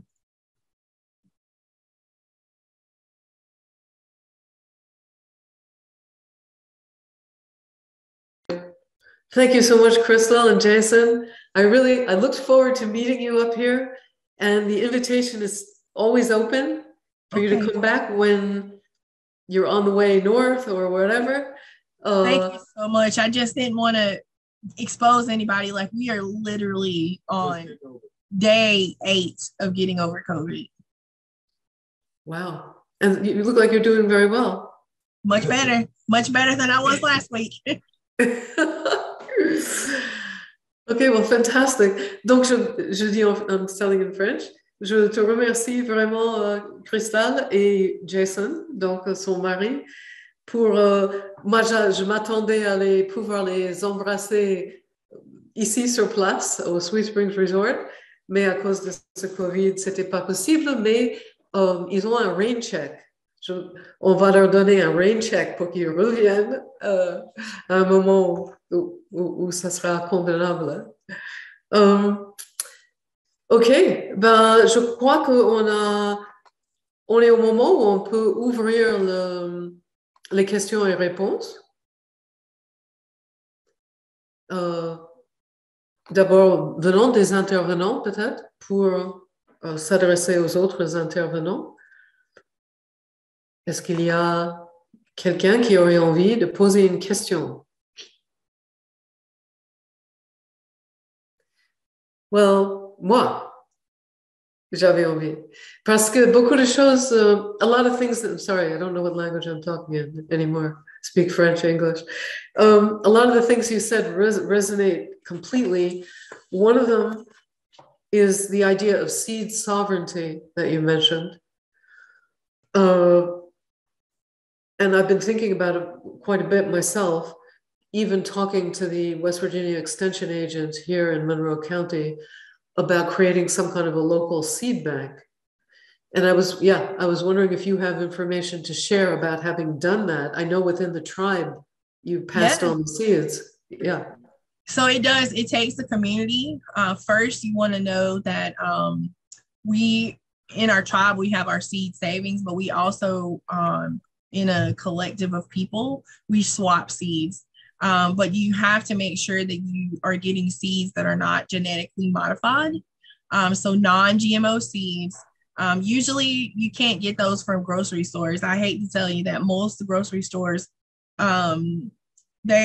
the farmers or wherever they get their mass-produced fruits or vegetables from are usually sterile. So you may get a crop, but you won't get a continuous crop of seeds from those fruits and vegetables. So you want to make sure you get a good quality of seed that's not tainted with pesticides, because what we're seeing is a lot of people or a lot of seeds that have been genetically modified to resist pests and rodents and things like that. So, they're altering it, which is altering your genetic DNA. And then just basically get a group of people who are interested in just protecting or growing seeds. And what Jason and I have learned is you can't grow everything for your family. So if you want to say you wanted to feed your family corn, you would literally have to grow acres and acres of corn for your family to be fed off that. So you want to be able to have like one person growing a crop, another person growing a different crop, and then you swap foods. So you will be able to save for the winter if you're trying to do that in your community. Because I know whenever we have a small garden, we only have enough for us for maybe 2 or 3 weeks. So if we wanted to have something to last us over the winter, like with my grandparents, whenever we would have corn, we would grow at least 5 acres of corn. And then we would shuck it. That was so much fun. You would get these big bushels of corn, and we would have this corn shucking community party. And then we would just shuck the corn, and then someone would bring beans, and we would snap, literally bushels of beans. And then we would have a whole process of where we would blanch the corn and then put it up in the freezer. And I remember growing up having, like so much corn that I actually got tired of eating corn halfway through the winter. But that was a way we were able to save our food, because believe it or not, growing up. Yeah, we did learn different ways of preparing corn. But growing up, we didn't have fast food. And now the fast food is so bad for your health. So, yeah. Okay, well, this is wonderful. I'm also thinking of another question, which is the idea of establishing at a future time, possibly, starting from this work, this Zoom call that we're doing here, this symposium, of interconnected things. Now, you're way further south than we are here, so things might not grow here that would grow there, etc. But there is a knowledge, a line of knowledge about, for example, how to store seeds from one season to the next. I'm sure it's specific to each type of seed. So that's like a huge body of knowledge that it could be interesting to have some kind of an online thing, which maybe you already have, where people could plug in to see that knowledge and build upon it with their own experience. I think that's great. Like a virtual type, and you can make it international, because different people all over the world have different seeds, but they have this similar ways of trying to save it, right? Like keep it dry, keep your fruit dry so it will not mold, things like that, how to braid it, the corn to hang it so it dries out properly. Jason, what else? Herbs, you like different herbs all over the world. And because of trade and things, we now grow things that are not native to the United States, right? Like what's a plant not native here that we use? What, tarragon? Oh, tarragon, yeah. Estragon. Yeah. Or turmeric. That's not native to us, but we still use it and you can still grow it. But again, all of this world knowledge is great, because in different communities, it grows differently and they have different properties, and they kind of have that relationship with that plant that they already know, right? Because it's in their DNA, because they grew up there. They have that relationship, like we have the relationship here with like corn or pawpaw. I don't know if you guys have pawpaw in West Virginia, but yeah, we do. Yeah. It's delicious. It is delicious. C'est un fruit un tout petit peu comme une mangue, le pawpaw. Et c'est un arbre. It's like a tree. Yeah. The pawpaw tree. Yeah. Yeah. It's particularly beautiful. Okay. Well, yeah, this is, I think it's exciting, because we, the people, the more we can be collecting seeds, as we know what's going on, that they're genetically modifying and then they own it. And then there's all these various things that happen that take seeds out of the reason they were created, which is to propagate more food. They've taken it out of that so that you can't get food. Yes. And working together to do something to counter that tendency, which if we don't do something, we can wind up not having food. Yes. Very true. Okay, well, thanks so much. I hope we'll get a chance to speak and meet again. I would look forward to it.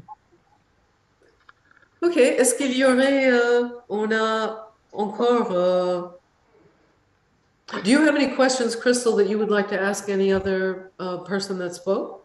No, I thought this was all great. Stephen and Matthew's and Fiennie's, it was all great. Yeah. I thought the way I experienced it, and maybe you could bounce off that, I felt that there were a lot of things that were interweaving. One person was saying something one way and another one was actually saying something from a different angle that wove that wisdom together. Yeah. I think so. I think they all flowed very well to each other. Well, thank you again so much I know you took time out of your lives to be here. Honored. Yeah. If ever you want to reconnect to Sunday, there's going to be another session on Sunday. If you have that link, the one that's the generic link, so to speak, it's going to be Sunday from 10 a.m. to 12 p.m. Okay, great. And that will have a physicist. Somebody did mention physics. It might have been you. But this is a physicist from Virginia Tech talking about complexity of entropy, the measure of disorder in a system, complexity, the need for biodiversity, complexity equals biodiversity, right. And sustainability. He will start at 10 on Sunday. Okay. And then Sunday afternoon, there's another session.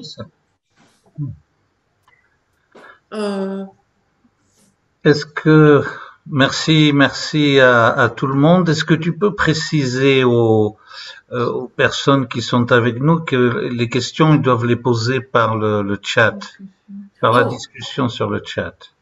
Ah, okay. So for the other people that are listening to this, whose pictures I don't see right now, you could ask questions on the chat.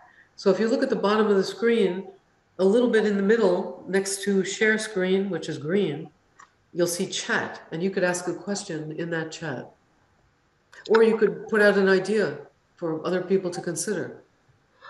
Et en attendant les questions, je voulais juste remercier tout le monde et dire que finalement l'Amérique, je la connaissais beaucoup à travers la culture américaine qui vit en Europe, mais finalement peu avec des personnes vivantes, et j'étais très très touché de tous ces témoignages et de cette rencontre, et qu'en même temps on voit bien, comme tu disais tout à l'heure, que cette sagesse est en chacun, et on retrouve les différentes perspectives qui sont en même temps très proches, en particulier entre Ubuntu, le témoignage de cette sagesse africaine et de ce qu'a dit Cristal. Traduis ça, puis après j'ai deux questions. Okay, so he was saying that he's, of course, like many French people, familiar with America through movies, music, and things of that sort. But he's very touched to be able to witness this series of people who live here in various walks of life and coming from various traditions and religions. Very touched to hear and see the fabric of this country. That's like a general translation. That's beautiful. Thank you. Merci.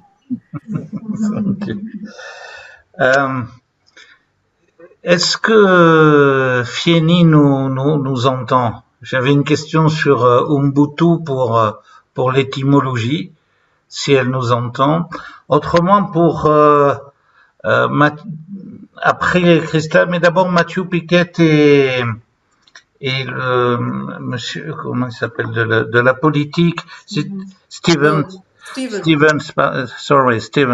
C'est une question de ce que je comprends de leur témoignage autour de que pense-t-il de l'intelligence collective, parce que j'ai l'impression que leur approche de la vie compte beaucoup et se fait par l'intelligence collective. J'aimerais bien qu'il développe cette approche qui est très importante pour nous. Ah, okay. Stéphane est déconnecté. Okay, donc, Philippe, Mathieu, s'il est... Okay. Philippe pose une question à Stéphane et à Mathieu. Oh, I'm speaking, I need to be translating in English. He's asking a question of Mathew Pickett and Stephen Smith. What do you think of the idea of collective intelligence? And that could be a question for all of us as well.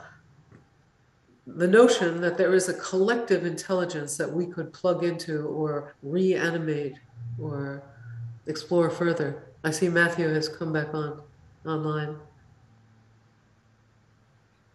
Et après une question à Cristal. Yeah.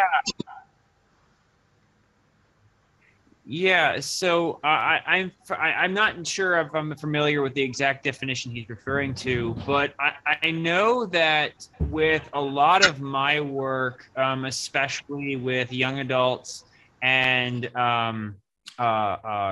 kids, that I'm trying to instill sort of a way of like ownership of the community and sort of like a citizenshipry, if that's even a word. And maybe that's sort of what he's talking about, is to redefine it so that there's sort of like a baseline for how we operate within our communities, and that we all kind of have like the same type of interaction, so that we're able to come together much more organically instead of being fed to us by national outlets. I mean, so much of my frustration has been the lack of newspapers and the lack of trust in news, right? Is that we're not even listening to the same things. And I know working in media, I mean, my job is to spin it sometimes, but I do teach media literacy, and I do teach children to critically think, whether it's on the field or support each other through difficult times, such as learning how to drive. I mean, that's the age range that I coach. So, trying to get us all to a point where our baseline is higher and it has much more in common, I think is my goal. I don't know how we get there. I just know that I can't stop what I'm doing because I feel confident that I'm making some impact. I just know that it's going to take a lot of us in a lot of places to do it. Ok, il a dit que dans sa vie à lui, qui est explorateur, de voir des choses et être attiré et donc de rentrer dedans et faire, il est en train d'instaurer quelque chose qui pourrait s'appeler une espèce de citoyenneté où il y aurait une base, une ligne de base de comment agir, comment opérer ensemble, comment coopérer, et de faire en sorte que nos communautés, enfin toute la vie qu'on vit ensemble en commune, ça foisonne de manière organique, au lieu d'avoir quelque chose qui vient du haut et qui commence à faire des règles et des lignes de conduite qu'il faut absolument faire et ainsi de suite. C'est plutôt quelque chose qui vient du bas et qui organiquement se développe. Et il a dit aussi qu'il enseigne un truc très intéressant, de la littératie, qu'est-ce qu'on dit en français, être littré, être en tout cas une espèce d'intelligence du média, c'est-à-dire qu'on est tous assis devant les médias à ne pas en finir et on finit par simplement laisser les médias infiltrer nos esprits, alors qu'il parle d'une espèce de critique, une façon de questionner, de regarder ce qui nous est transmis de manière critique, et il fait ça avec les enfants. Donc il est en train de... C'est bien. Ouais. I was telling them about the media literacy. That is a brilliant idea. Tu lui dis, ce travail avec les enfants, c'est d'une grande nécessité aujourd'hui. Ouais, he said this is of a huge necessity today because children, if we think we got captured by media, which of course we did, but nevertheless, they're getting it way younger, way more frequently. So that is an incredible initiative you've got there. Media literacy. Jason wants to answer the question. So it sounded to me similarly in that spirit of Ubuntu. Oh, you might need to get closer to the microphone. Oh, yeah. Similar in that spirit of Ubuntu. You got it here. Can't hear? There you go. You got to get in front. There you go. You got to speak right into the microphone? Yeah. Can you hear me now? Yeah, cool. I was going to say that most indigenous North American continent philosophies or spiritualities or faiths, we speak to something in our language called original teachings. And so original teachings are as common sense as, wake up with the sun, go to sleep with the moon, right? There's like, some will say like, you gotta pick one. You can't howl and whistle with owls and wake up and sing with eagles. You gotta pick one. You gotta be in the nightlife or the daylife. Another original teaching would be something like, you cannot raise your hand in anger and not expect to bury your children in sadness, right? These are like common sense things that are spoken over and over again. Another one would be, we prayed with our food before we had Christian or Western prayer introduced to us. And some tribes didn't even pray. My own tribe, the Choctaw, they believe that actually praying to your creator was begging from it, that you should just be grateful of the gift of life itself. And they did believe in the creator, but they never prayed, but they did pray to the food. So asking the food for forgiveness for taking its life, offering it gratitude for its life, they believe the common sense of that is that the food is going to heal and nourish you. And if you take that step out, why would you expect another living thing that's sacrificed to feed you to make you healthy, right? It's like, and these are just simple base teachings that, if it sounds like from what I heard with the Ubuntu wisdom, is similar in culture no matter where you go. Like, I know that my Christian relatives pray to their food. For some reason, they know that's the right thing to do, right? They say a grace. So indigenous peoples knew that was the thing to do, but more on a, it's like simplistic context. Why would I expect the thing that's sacrificed for me to heal me if I don't ask it for that? Yeah. If I don't honor its gift, right? Yeah. Anyway, that's all I had to add. Yeah, that's beautiful. That's really it. Then we start to see that we're taking in the energy of that thing, whether it be a piece of celery or an animal or something. And that, frequently what I say is the food is, I'm taking your life into me. I'm not really ending your life. I'm taking it into my body where it's going to be part of that ever-flowing energy cycle. Yeah, I started doing that not so long ago. Because of course, as a child, we would pray over the food. I mean, we would just say, thank you for this, thank you, Lord, for this meal, something along those lines. But feeling that I'm taking in the energy of something live and that it's going to continue through me and it's not really dying, I sort of came to the realization that this idea of death is a little bit... Traduis-nous un peu. Hein? Traduis-nous un peu. Oh, ok. Oh, ben donc lui, il a parlé de toute une série de traditions indigènes de son tribu à lui, qui est le Choctaw. Donc c'est une autre tribu, elle est Ocanichi, lui c'est Choctaw.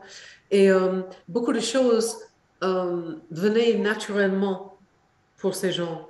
Et il était naturel de dire que si cette chose que je vais manger va me guérir, va me donner la vie, va me faire continuer à vivre, que je le remercierai et que c'était quelque chose de tout naturel de procéder de cette manière-là.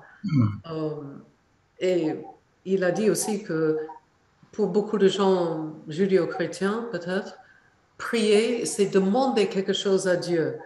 Moi aussi, j'ai toujours ressenti ça. Pourquoi je ne fais que demander des choses?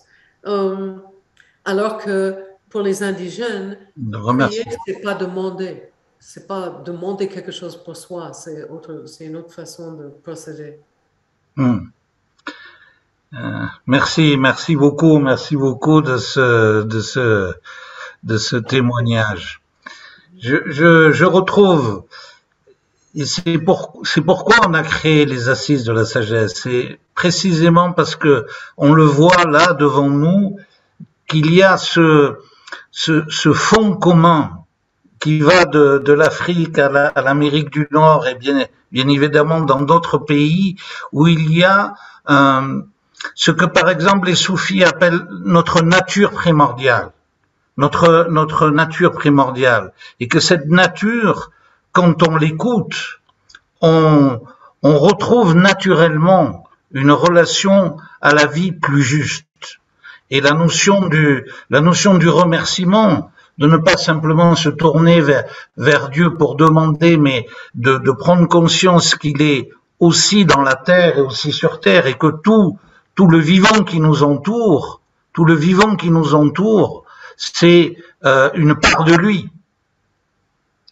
Et que tout le vivant qui nous entoure est une part de lui ou de cette conscience. Et que nous devons interagir avec respect, avec sagesse. Et merci à ce témoignage et au témoignage de Mathew Pickett. Merci beaucoup.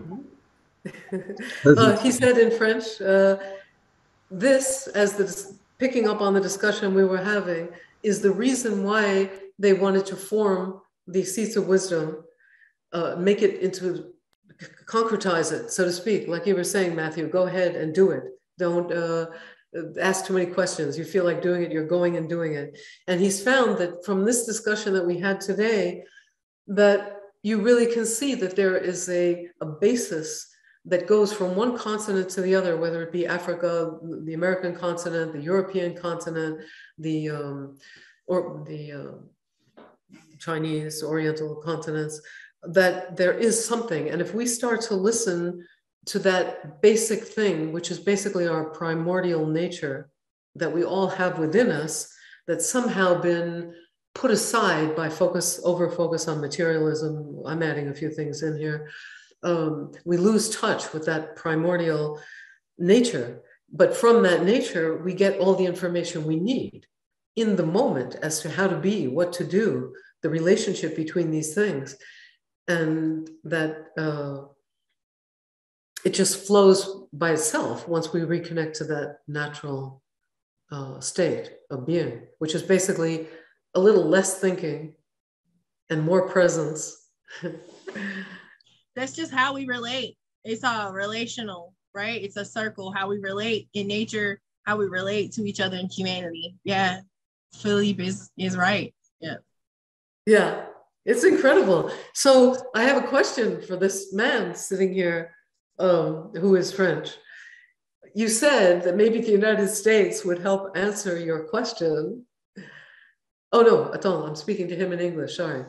Tu as dit au départ que peut-être que les États-Unis aideraient à répondre à ta question de base, et je te pose la question de savoir si oui ou non, est-ce qu'on a répondu un tout petit peu ou Ah ben, on va la reposer. Je voudrais que ceux qui sont encore avec nous puissent y répondre. D'après eux, pourquoi aujourd'hui, justement, ces gens qui nous gouvernent ne s'appuient pas sur les valeurs qui viennent d'être dites?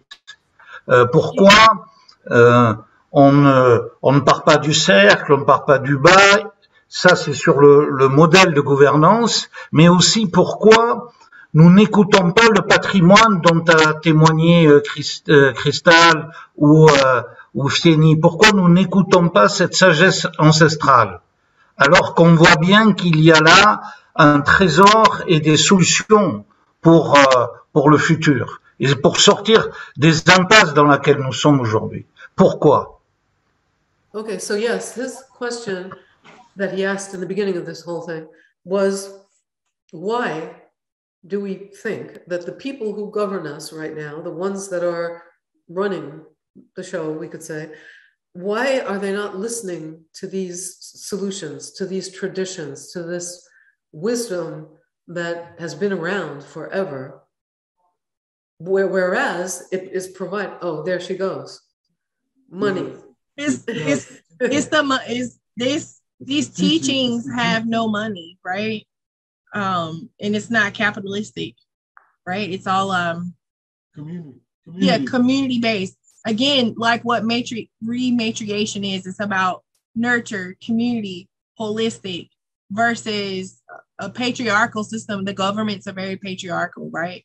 Very capitalistic, stern, cold, just not nurturing. Right. Yeah. I have an add-on to that if you want to translate the first part, because I have an add-on to that I think is, in my perspective, it's what Crystal just said, but in addition to a few other elements. Okay. Donc, Mathew, Cristal donc a dit que justement les gouvernements sont patriarcales. Elle, ce qu'elle organise dans son coin, c'est un système qui est basé sur la mer, qui est donc la terre. Et ces choses-là ne gagnent pas d'argent. Ce n'est pas dans un système de créer un growth economy. Moi, je pourrais rajouter à ce qu'elle a dit. Et donc, Mathew dit que tout ce que Cristal a dit résonne avec lui, et il aurait quelques trucs en plus à rajouter. Would you like to add those things, Mathew, now? That you said you wanted to add? So Absolutely. So, yeah, I mean, as Crystal said, I mean, with the corruption of money, specifically in the United States, is where I understand it, and we can pin it to Citizens United and others. But what ends up happening is a lot of the people like us, we don't play by the same rules as that sort of corrupt money system is. Not only are we not fundraising those kinds of things, but we're also we are adverse to that kind of way of thinking, because it requires somebody to suffer, right? Or at least it generally does.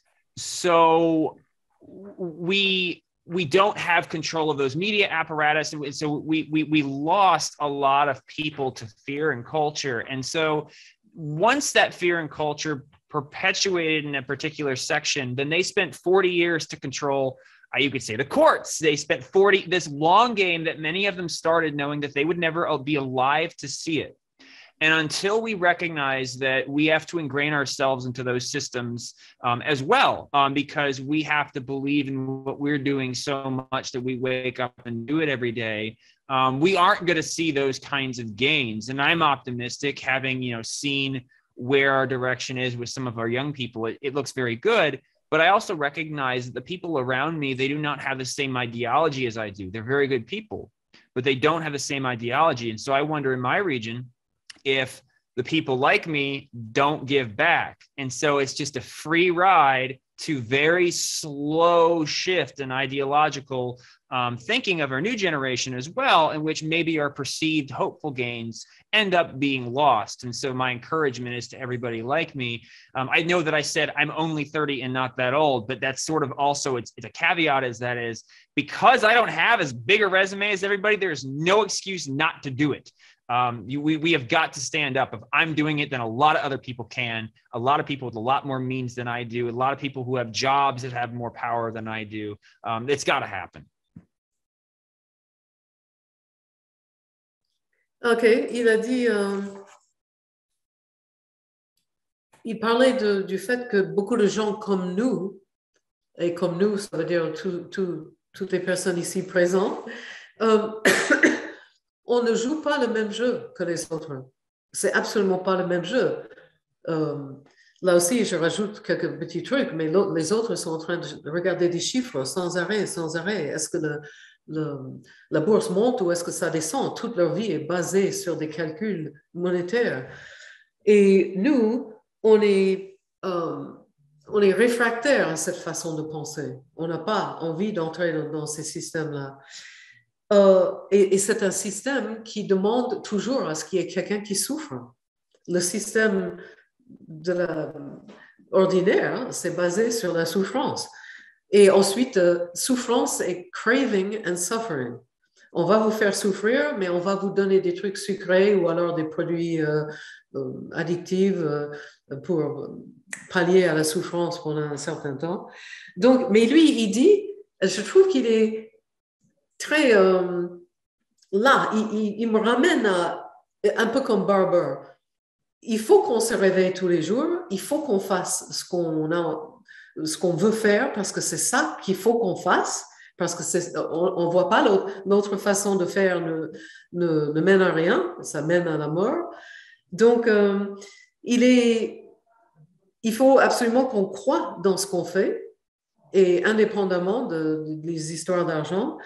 Et il trouve que, si j'ai bien compris, Mathew, il trouve qu'il y a beaucoup de jeunes qui s'intéressent à tout ça. Actuellement, ils sont dans une espèce de free ride, donc une espèce de billet gratuit pour suivre ces choses-là. Mais il y a un shift qui se passe, il y a un basculement. Ces gens sont en train de basculer. Donc, c'est ça qui lui donne l'énergie de continuer à faire ce qu'il fait. Do you speak French, Mathew? No. Mathew? I can only pick out a few words. Okay, no, I just got the impression you could follow a little bit. I don't know. Merci. I speak Spanish, but I only know a handful.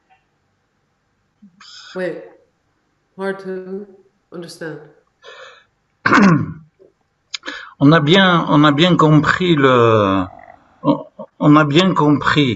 Mais il y a quelque chose aujourd'hui de particulier, c'est-à-dire même les gouvernants, les jeunes, même les gouvernants, tout le monde se rend compte que ce système s'approche d'une forme de chaos, que c'est plus la vie de quelques-uns. C'est une évidence qui est en train de se dévoiler chaque jour un peu plus. Et que l'avidité, le business, le fait que tout le monde veuille continuer à faire vivre un système par les valeurs que vous avez décrites, je pense qu'aujourd'hui, les crises qui sont en train de déferler et qui vont continuer à déferler sont en train de nous envoyer un message clair que cette façon de faire ne peut plus continuer sans amener des conséquences graves. Et ça, je pense que tout le monde est au courant de ça. Tout le monde s'en rend compte. Ouais. À partir de là, la question c'est pourquoi nous continuons à ne pas regarder vers cette sagesse dont Cristal a témoigné, dont Ubuntu témoigne, et qui sont à portée de notre main, qui sont là. Ouais. Moi, j'ai un truc à mettre. Donc, he asked the question again, why even the governments are realizing that the system is on the brink of collapse, whether it be financial, through climate change, through system breakdown, etc. And that the crisis that keeps happening, the various things that keep happening, are sending us a clear message, but it doesn't look like a response that would be adequate or commensurate with what's happening is actually being elicited. But what I would like to say to that is, I once read, studying in this pipeline business that I got involved in, the fracking and everything, there was somebody, I forget his name, George something, came up with what he called normalcy bias. And he said the human nature, now that is up to question, but human nature is to want things to go back to normal, and normal is what we knew, the birthday parties that we can have, the Thanksgiving dinners, whatever, going to dances and going out dating people and whatever.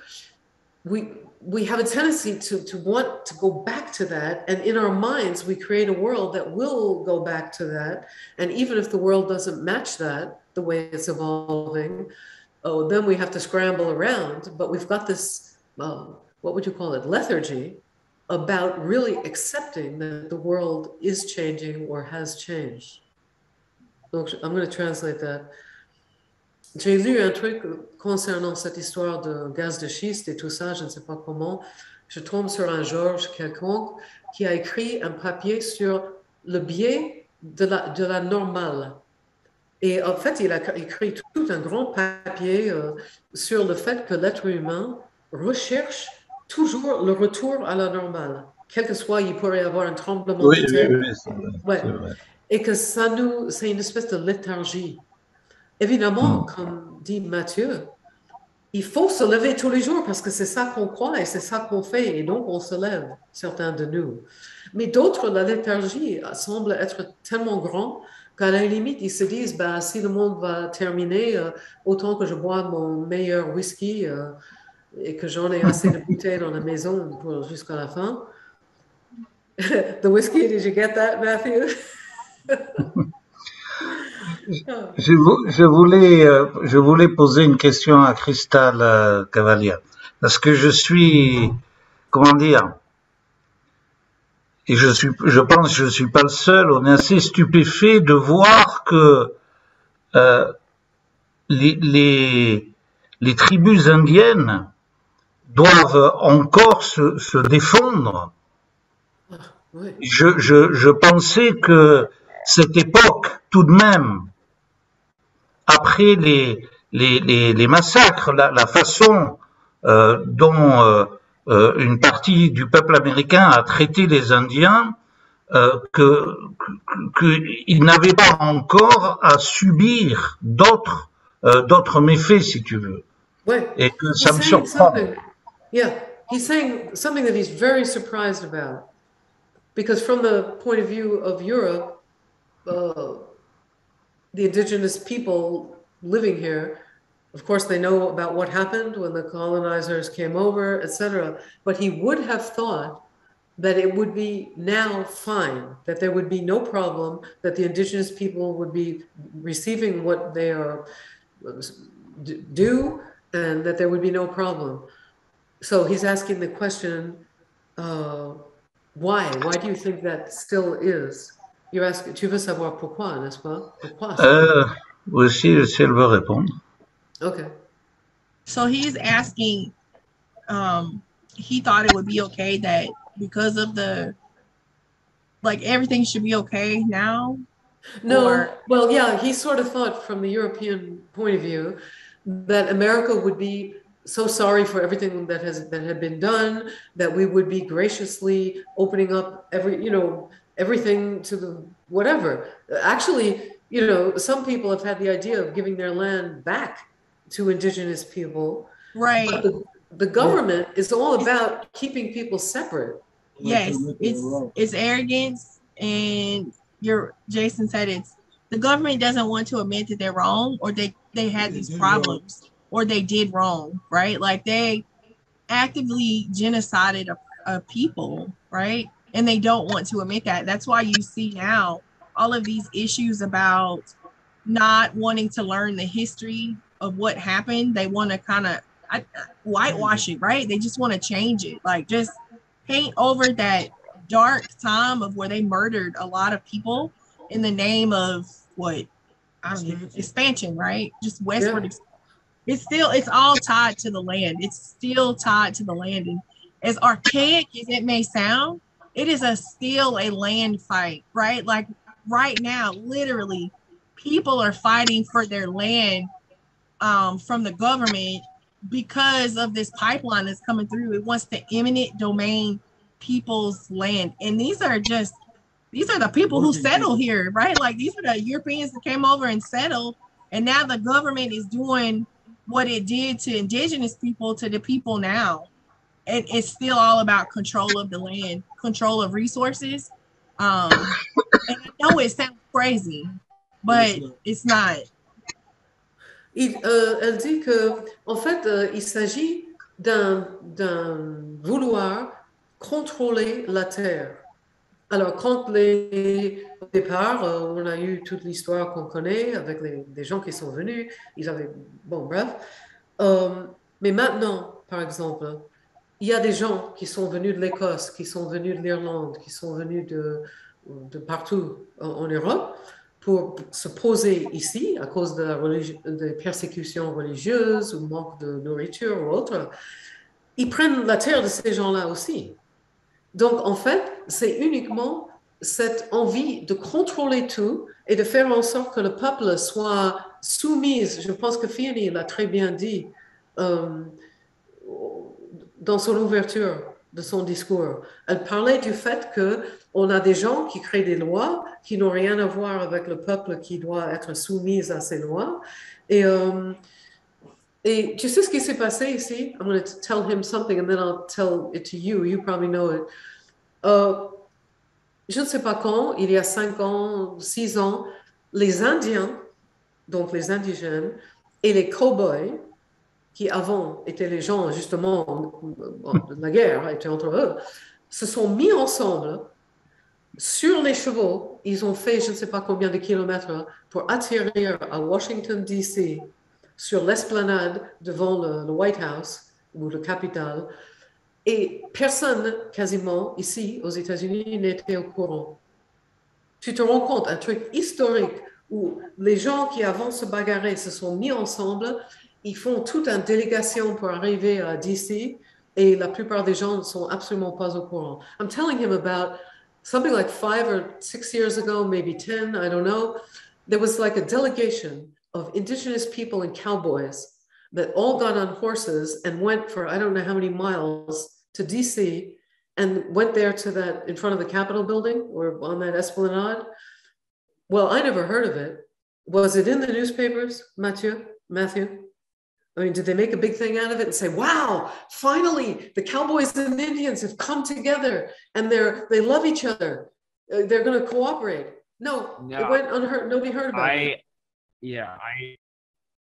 I never heard about it. I did want to also jump in real quick as somebody who went through the public education system. A lot of the things that we need to understand contextually about, what happened and why things are the way that they aren't taught. If it wasn't for a superhero TV show, I would have never known about the Tulsa Massacre. That is not a joke. I learned about it 2 years ago because of a TV show with superheroes. So, I mean, that goes to show how abysmal our ability is as a country to educate our populace on what we have done and how to better ourselves, because it's not in their best interest. And unfortunately, if you were grown up in this area and then you were told we did all these things, that's very hard to reconcile. It would be like learning that your parents were criminals. The very people that fed and bathed you are bad people. How do you hold those two together? And you can have both of those beliefs at the same time. That's allowable. But many people don't understand that they can. And so, of course, they get defensive to the point where anything that is an indictment on what they considered an element of themselves is not worthy of their time to listen to or consider. Right. Il y a deux phénomènes. Un, c'est que ce que Crystal avait dit, que je ne sais pas si j'ai été traduit, qu'ils cherchent là maintenant dans ce pays d'effacer l'histoire, complètement effacer l'histoire. C'est-à-dire, ça c'est une initiative d'un côté politique, mais en tout cas, ils veulent défendre à ce que les enfants dans les écoles apprennent ce qui s'est passé dans notre histoire, comment on a traité les indigènes, comment on a traité les Blacks. Ils veulent que ça soit effacé. Et là, Mathew dit que récemment, il est tombé sur un massacre, quand même, que je ne suis pas au courant, dans Tulsa, il y a eu un massacre, et il n'aurait jamais su que ça avait existé s'il n'était pas tombé sur une espèce de petit programme de télévision qui parlait de tout ça. Alors, il a soulevé le fait que ça doit être très difficile pour des gens de savoir que mes ancêtres ont fait ça. Et donc, on a envie de s'éloigner de l'affaire parce que ça peut être, c'est terrible de penser à ça. Mais j'ai une solution pour ça. I have a solution for that quandary. And this might be something that would interest you, Crystal, which is, I think here at this Sweet Springs Resort, there were a lot of indigenous people that came through. It was on their pathway down. And I think what I would love to do, and I've been thinking about it for a couple of years, is to hold ceremonies where we clear the collective consciousness of what has been done by our ancestors. And we don't have to point to one side or the other. Both sides had some part, whether, of course, one was more dramatic than the other, but anyway, and we clear it, we hold it, it's free of any blame. We are not going to blame the ancestors for what they did. We are simply going to free the collective consciousness and ask for reparation, it to be repaired, like repairers of the breach, that idea that Barbara came up with. We're going to repair that breach. Huh? Il y a Fienie Rossouw qui veut parler, si tu as... Oh, super! Qui va cliquer sur elle pour qu'elle puisse parler? Ça y est, elle a... Thank you very much for the opportunity. But I would just like to come in and say a couple of things. And I think we must realize, and it has been said, it's the race for the resources. It doesn't matter where we are on Earth. It's geopolitical. It is big. Who is winning? Secondly, we need to realize that we have been educated also very much into a Western education system. Our syllabus, everything has been, we have been taught in a way that is Westernized. And that is a system where the winner takes it all. It is not a system where you learn to share and to embrace the collective. And therefore, the true meaning of a multiculturalism, in my opinion, has not been grasped. And that is what Rosanna is saying, that the different parties need to get together, but you need to have the process that allows you to open it up. In our country, after democracy, we had the Truth and Reconciliation Commission. And I think they sat months, if not years, listening to all the stories on both sides. I'm not speaking post-apartheid. And that opened up the opportunity where both sides could have been heard into better way of going forward in democracy. And that is what we mean by we saying Ubuntu. It is to be open and to be able to listen to others and what they're saying without prejudice or judgment or, you know, to criticize the other. Thank you. Thank you, Fienie. Donc, Fienie a dit que tout est un peu géopolitique. Enfin, on est dans un monde géré par la géopolitique. Je n'ai pas pu exactement saisir tout ce qu'elle a dit, mais que nous avons été éduqués, même en Afrique du Sud, avec le système occidental de l'éducation, qui est donc le côté rationnel, le côté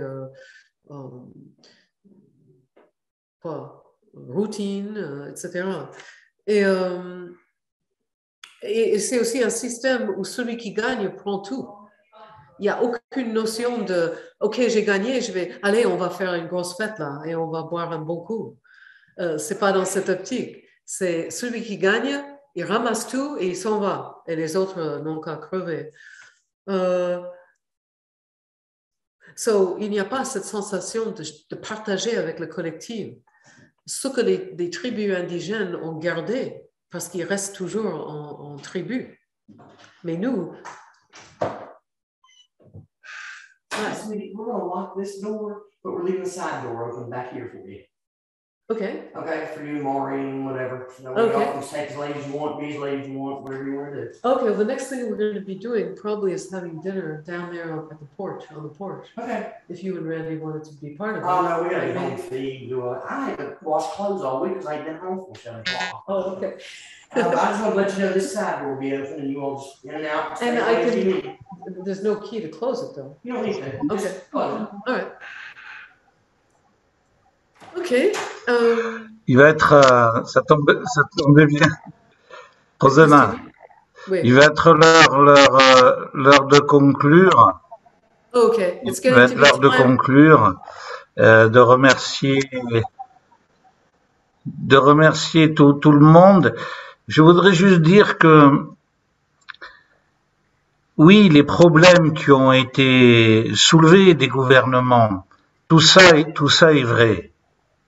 Mais en même temps, la pyramide sur laquelle est construite tout ce monde de domination des hommes, domination de la terre, est en train, devant nos yeux, de disparaître. Oui, elle est en train de s'effondrer devant nos yeux. Et que même si elle paraît très puissante aujourd'hui, si elle paraît très puissante et encore très puissante, son temps est, déjà derrière nous. Et que la discussion que nous avons aujourd'hui, même si nous paraissons faibles, même si nous paraissons petits, en réalité, ce sont les graines de cette sagesse qui vont nourrir l'humanité de demain. Et que toutes les sagesses du monde nous ont dit cela. Et que c'est un message d'espoir. Et que c'est pas tant de lutter contre cette pyramide, mais que de retrouver les valeurs comme Christelle en a parlé, comme Fienie en a parlé, mais aussi avec l'énergie de Mathew, avec la force de faire les choses.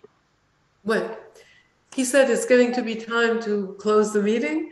he wanted to end with the notion of we have the seats of wisdom that are like what you're sitting on, but we also have the seeds of wisdom that qui sont des graines de la sagesse. Et ces graines, comme Cristal elle nous a fait entrer dans le film de ces graines, justement, that these seeds are going to be what nourishes the future generations. And that is the hope that we have, that these seeds of wisdom that we're bringing up here, and now we're going to be counting them carefully and storing them and sharing them with other people. That is going to be what is going to reseed, even, you could say, reseed the future. How about that? Reseed the future. Does that sound like something That's good? That's beautiful. Très bien. Vas-y, vas-y. Uh-oh, the pen stopped writing. Good, it's the end of the whole show and the pen went dry. So we've said everything we need to. Thank you so much, everybody. Really, this is wonderful. Thank you. Yeah, and this little round table was really delightful too. Thank Yeah. you. Thank you.